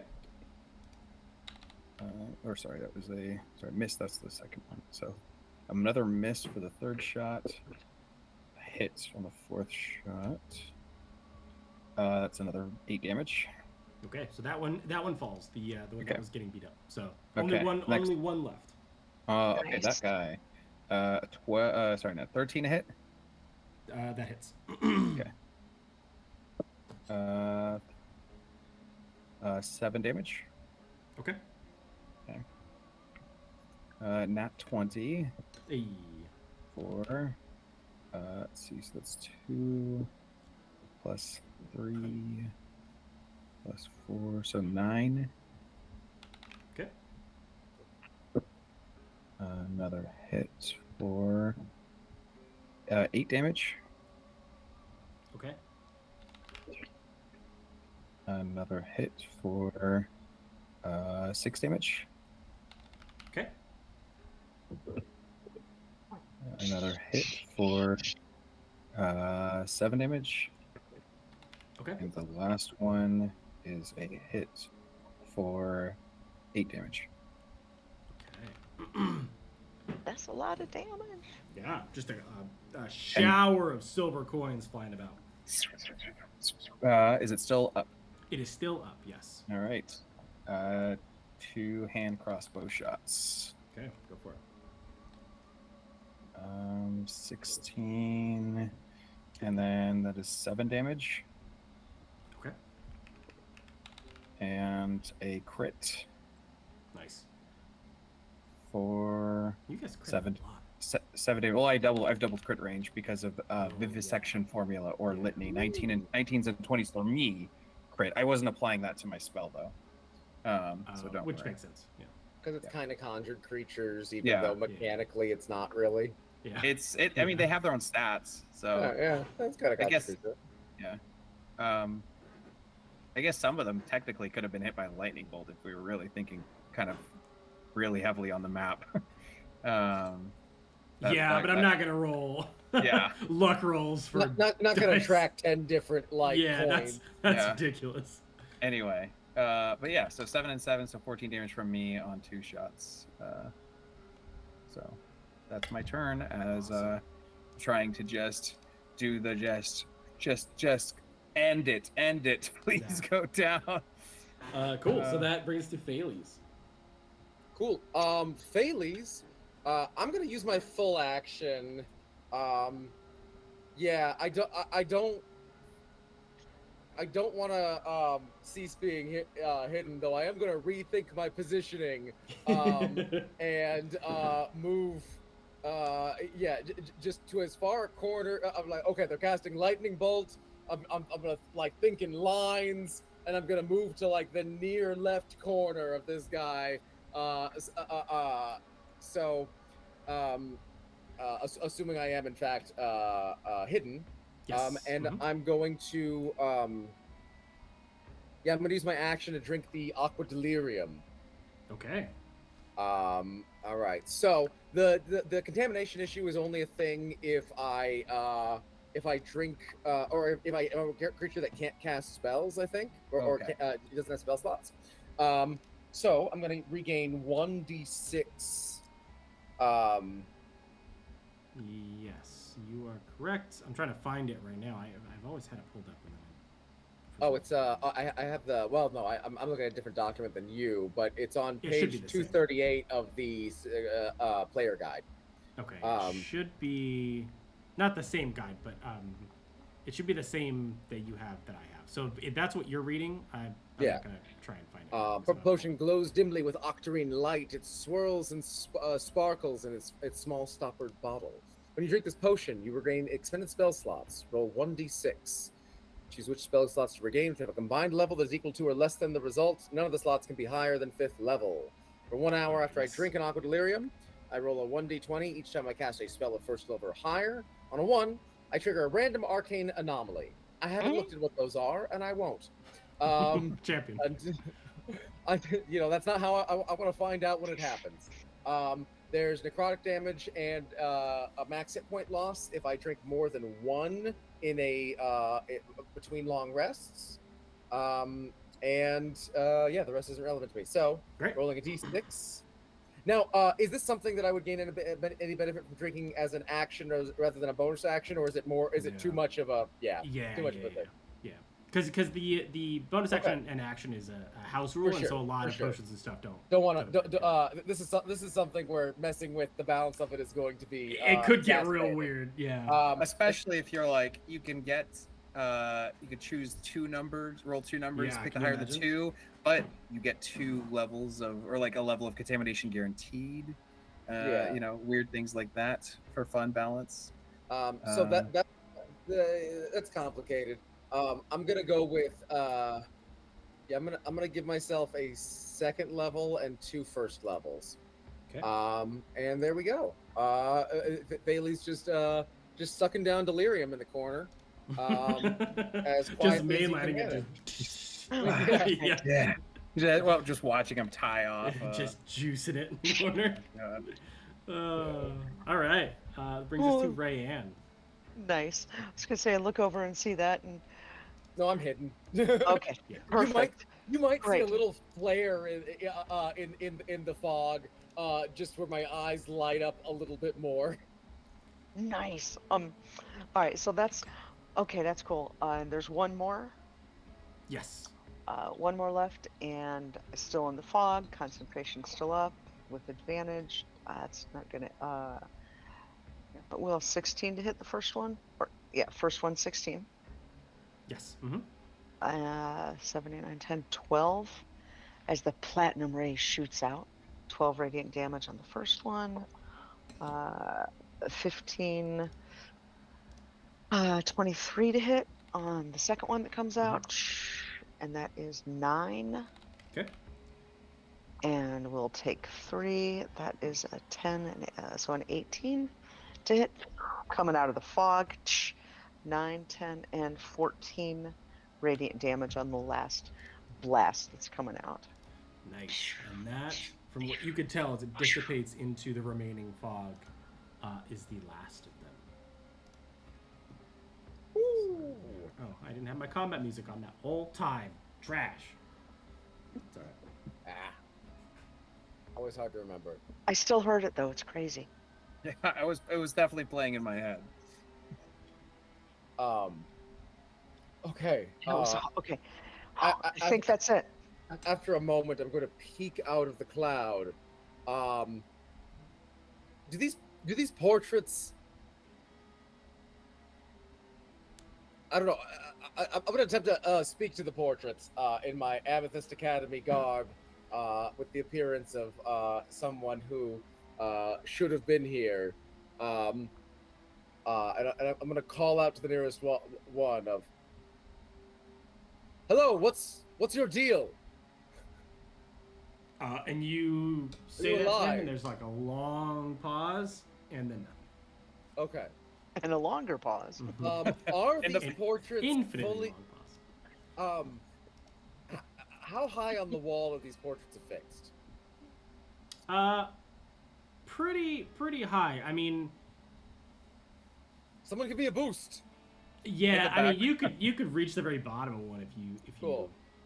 Erasmus, can you boost me? Erasmus, not knowing the fight is over, is jumping out of the cloud with a Bowie knife, snapping at anything that he lands on. Just absolutely feral from dodging lightning blast after lightning blast out of sheer luck. Erasmus, quit fooling around. Lift me up. They're gone. Go. They're gone. Okay. Yeah. Looks like we got him. You did. All right. Yeah. That was fun. that was fun. It was fun. It was fun. Yeah. We're having fun. Having fun. We're having fun. Olive, are you having fun? All of this like static electricity just. Just a poof. Yeah. Yep. All right. I'm gonna give you a boost. Cool. I would like to take the portrait of the if they're in a sequence that goes from large hat to small hat, I would like to take the one with the smallest hat, and reach for it and attempt to take the portrait off the wall. Okay. And first, I'd like to see if there's anything behind it. So you try and remove it from the wall, and it does not budge. What's interesting about it is that like you, in theory, you think that you can like cut it out. Yeah. But nothing moves as you're trying to like pull it off. Okay. So like you can't like bend the corner. I mean, you'd have to like take a knife and like do that, but who knows if that would work. Right. So, and the wall here is probably some heavy stucco. Yeah. Or is the wall chippable? Like if I jam a knife into the wall, does it spark, or does it act like a normal ass wall? Well, it is obsidian, so I mean. Oh, it's obsidian walls in here too. Oh yeah, it's everywhere. Yeah. Okay, so we're not getting anywhere with that. Is it possible to cut the portrait out of the frame? I mean, you can certainly try. Yes. Hand you my Bowie knife. Yes. I'm going to look at the wizard portrait. It doesn't seem to be moving around or its eyes following me at all. I'm terribly sorry about this. And I'm going to attempt to cut it out of the frame. So you cleanly kind of, move the knife to the four corners, and the portrait just kind of falls out of the frame in front of you. Nothing seems to be behind it, just kind of the back of the frame. I'm just gonna roll it up and tuck it under my arm. Okay. You're just gonna unroll it in battle. I assume that by displacing it, I have disrupted the enchantment. But how funny would it be if I haven't? I cast wizard. Also, if there is a visual security system at some point, we can hold this up in front of us and just walk it along, be like, nothing strange here. I hope to God Dungeon Dudes watch this and see us use these things they probably had never even intended. Maybe they did. Maybe they're like, I hope someone cuts out the portrait and uses it this way. What was the name of this last head proctor of the Amethyst Academy? Oh, I don't think there was a name on it. I don't know if I'm torn because I don't know if the Amethyst Academy would put like names on them. No, well, the frames would probably have plaques unless this is a test. Well, right? That's kind of my thought. If this is like a weird wizard, like a just chest way to puffy catch people in a social faux pas. 100%. Yeah. That's kind of where I've landed. I think I think I've landed at the spot where like you don't need the plaques because you should know who these people are. Okay. I don't think you know who this person is. Oh, was this not the most recent head person of the episode? It was not, which is interesting. Okay. Yeah. I'd say if you read more about the histories or you find a history book in here, you could probably find it pretty easily. This wouldn't have been somebody who was in charge in Faylee's lifetime? This is probably someone popular, so probably not. Yeah, I'm gonna say. I mean, I guess it makes sense. I was in Boy Scouts, and I did not know who the leader of the Boy Scouts of America was, when I was a kid. But also, Faylee's was really into being a wizard. And also, Faylee's taught, and so that's the thing is do you know the dean of your particular college? I know the dean of the college that I went to school at. I assume if I worked there, I would definitely know. Right, because it's kind of like the boss's boss. Especially if there was a propensity for your dean to kill you. There's a factor there. That's true. Yeah. One thing. If the issue is not wanting to have to come up with a wizard name on the spot, the dean of the college that I went to school at, his name was Talmadge Scriven. I can see how you remember it. You know what? That's his name. I literally have a wizard name here, and now I'm changing it. Like, was there ever a more wizard ass name? No, that's fantastic. Okay, so yes, you have it. I think I'm not going to have you roll for it because you have earned that win on that fantastic name. Yeah, so you hold the portrait of Talmadge Scriven under your arm, and I think that the thing is that like when you were, again, this was only 15 years ago when the academy fell. Yeah. So there's probably a direct reason why the person who was ruling, or the dean or the leader of the Xanathus Academy of your time isn't on the walls. They're not dead yet, right? Or at least they weren't dead at the time that they were hanging pictures of people. Look, I will eat. If he does not have a hat, he will go find a hat and eat it if all of these wizards are dead.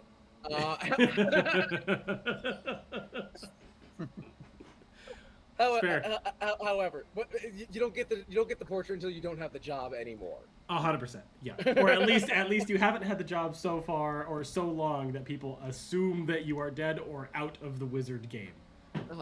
Interesting question here. Are with the oldest portraits, are any of those any figures I would recognize as sorcerer kings of yore? Or did the portraits thing kind of start a little bit afterwards? I think it started a little bit afterwards. Okay, so there's a little bit of political sensitivity here. Yeah, yeah. There's, which is, you know, it's the Amethyst Academy. Of course, it's gonna be everywhere, right? The non-welcoming lobby is a place of politicking, and maneuvering, right? But there's an acknowledgement of like, okay, even if we privately think that Wizard Hitler was cool, we should keep it on the down low. Yeah, yeah, definitely. Okay. Because this is where they host parties, so this is like where people are invited to eat. There's occasionally people invited here who aren't wizards, and we don't, like, it's a bad look to have those guys up. Yeah. They like turn the portraits over to the other side when company comes. And it's all the sorcerers of your Yeah, well, I mean, they've got them in storage somewhere for sure. Probably. In case any of them come back. Oh shit, that's amazing. We got this. So taking a look around the room for, well, no, probably not here, but specifically looking for, you know, books, items, potions, anything that might be of interest or value, or, you know, give us any clues as to what's next. For me, Bailey's just like, oh, finally, good food. And then go into the kitchen. Just kind of check himself, look at Ryan. Wizard food, I mean. No offense. Hey, if you don't like Manicore, you don't like Manicore. It's okay. I like it just fine. It's just not my favorite. I'm a little skeeved out by food that's been touched by people. I like my food to be pure and come just from magic. I don't like it to ever come from the dirt or an animal or anything like that. Looks like you're in the right place. What's that called? What? Wizardism? I'm just picky. Winky? Picky. Yeah, I'm a little bit of a magic Arian. Yeah. Magic Arian. Yeah, I'm like, yeah, that sounds like Wizardtarian. I don't want to throw Wizardarian. I don't want to throw my humors out of balance, you know. Things that come from the ground have an overabundance of black bile. This is Bailey's conspiracy theory. He lives and dies on this. They're Earth aligned, right? I'm just like still in an adrenaline rush, like almost throwing up in my mouth. I need to keep as a wizard, I need to keep in perfect balance. The problem is that this entire topic and conversation, I'm not even hearing Bailey say it. I'm hearing Gale say it, and it's the funniest shit in my brain because that is exactly what Gale would say. Sounds like it.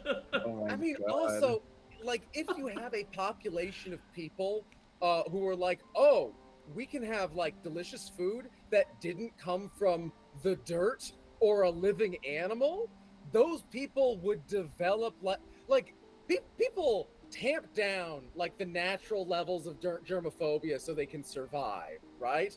If you had the option to opt out of eating things that used to be like alive and in the dirt and full of like bugs, like, yeah, you'd pick not doing that. Like, totally not makes on a sense. moral level, just on a like the world's an icky place. If you could just eat magic, why wouldn't you? This is assuming that magic does not have its own wellspring of issues that could come up, like Definitely. I magic am assuming that, carcinoma. Yeah, know? it And- definitely and- does. And like on a gut level, I do kind of imagine that like conjured food would be fundamentally less delicious. It's like, And it's so like you'd have space the- food. You'd have like a counter movement of like food snobs who are like, yeah, you know what, germs are. Well, I mean, I don't think we have germ theory, right? So yeah, you know what, eating dirt is actually good. It's way better than whatever you wizards are doing. There's got to be a counter movement to everything. In a 100%. place like the Amethyst Academy, I feel like the dominant movement would be just eat magic forever. Yeah. It's so much cleaner and safer and more sophisticated and refined. I'm just now imagining the Amethyst Academy just like fighting over their favorite like magic MREs. Yeah, Like they've just got like these pre-prepared, like, no, I want the baked mac and cheese. yeah. You know, I mean, I think it's probably definitely. I glows. think it's probably definitely possible to conjure good food. The problem is, I feel like talented at cooking and talented at magic are mutually exclusive skill sets. There's like one person who's like really good at it. Yeah, like, you go to the chemistry department at a university. Theoretically, those are complementary skill sets. But find me someone who's a good cook. Like, Yeah. You're not wrong. yeah. Okay, so just a whole bunch of good food. And you know what's looking around interesting the is room. there is actually a pantry in the back that has preserved dirt food for the small collection of anti-magic. Is it magically preserved dirt food? Magically preserved dirt food, because they're not going to go so low as to not magically preserve it. They need to preserve it, right? Not putting salt pork in the No. in the halls of the Amethyst Academy. No, that's ridiculous. Heavens- That's heavens journeyman no. food. That's adventurer food. We don't do that here. Refrigeration here is purely because some people like the taste of cold food. Mhm. Yeah, there's what, vichyssoise? You can have cold soup. Vichyssoise, Sure. great. It's good. It's good. Yeah, and as you search through the rest of the Great Hall, that is all that you find here. I mean, there's every single thing that you pick up, every single thing that you touch. The minute you move it out of place, it magically kind of reverts back to its old position. Including food? No, food, like when you eat the food, there are like platters that replace the food in front of you. So it's almost like this kind of refilling Great Hall worth of food. Eventually they will run out, but they haven't in 15 years, mainly because no one eats it. So Nice. Excellent. Faley's is stuffing himself. Y'all want another short rest? While we're here. yeah, I mean, now's the time to get it. While we do the short rest, we're gonna go ahead and call this session here. I mean, have some good food, rest a little bit in under the gaze of the great wizards of the Amethyst Academy, who say no fighting in the lunchroom. And you can take a short rest and relax here as you get some food. It is real food. It is not poisoned. It is not going to kill you. It also That's will good not because give I you ate it anything already. else. So yeah. So Wait, why are we all- taking a short rest? Does anyone mechanically need one? I took some health, damage, and Laurie used a spell slot, Okay. and it seems like we're safe here. And we did all the work of clearing this room out, so Let's eat. I'm grabbing the silverware. Yeah, sounds good. As I you, think as the you take it, does it silverware- go right back? yeah. Does it teleport or just kind of walks its way back? It depends on how far you take it. So if you like when you put your fork back down, if you're done eating and you set it like a little to the side, it'll kind of just whoop, kind of back into place. If you take it from the table and you put it in your bag, it will disappear from your bag and it'll just appear back on the table. I love that. So fascinating. Nice. All right.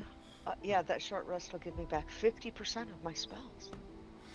And 50% of his health. Warlocks. And we I'm go. just double checking. Yeah, this is not limited to once per long rest. So yeah, on a short rest, once again, I'm tending to your wounds. You get 3 hit dice. As long as you spend any, you get 3 extra ones to heal with. Fantastic. Nice. Excellent. That is. I think I'll cast Something.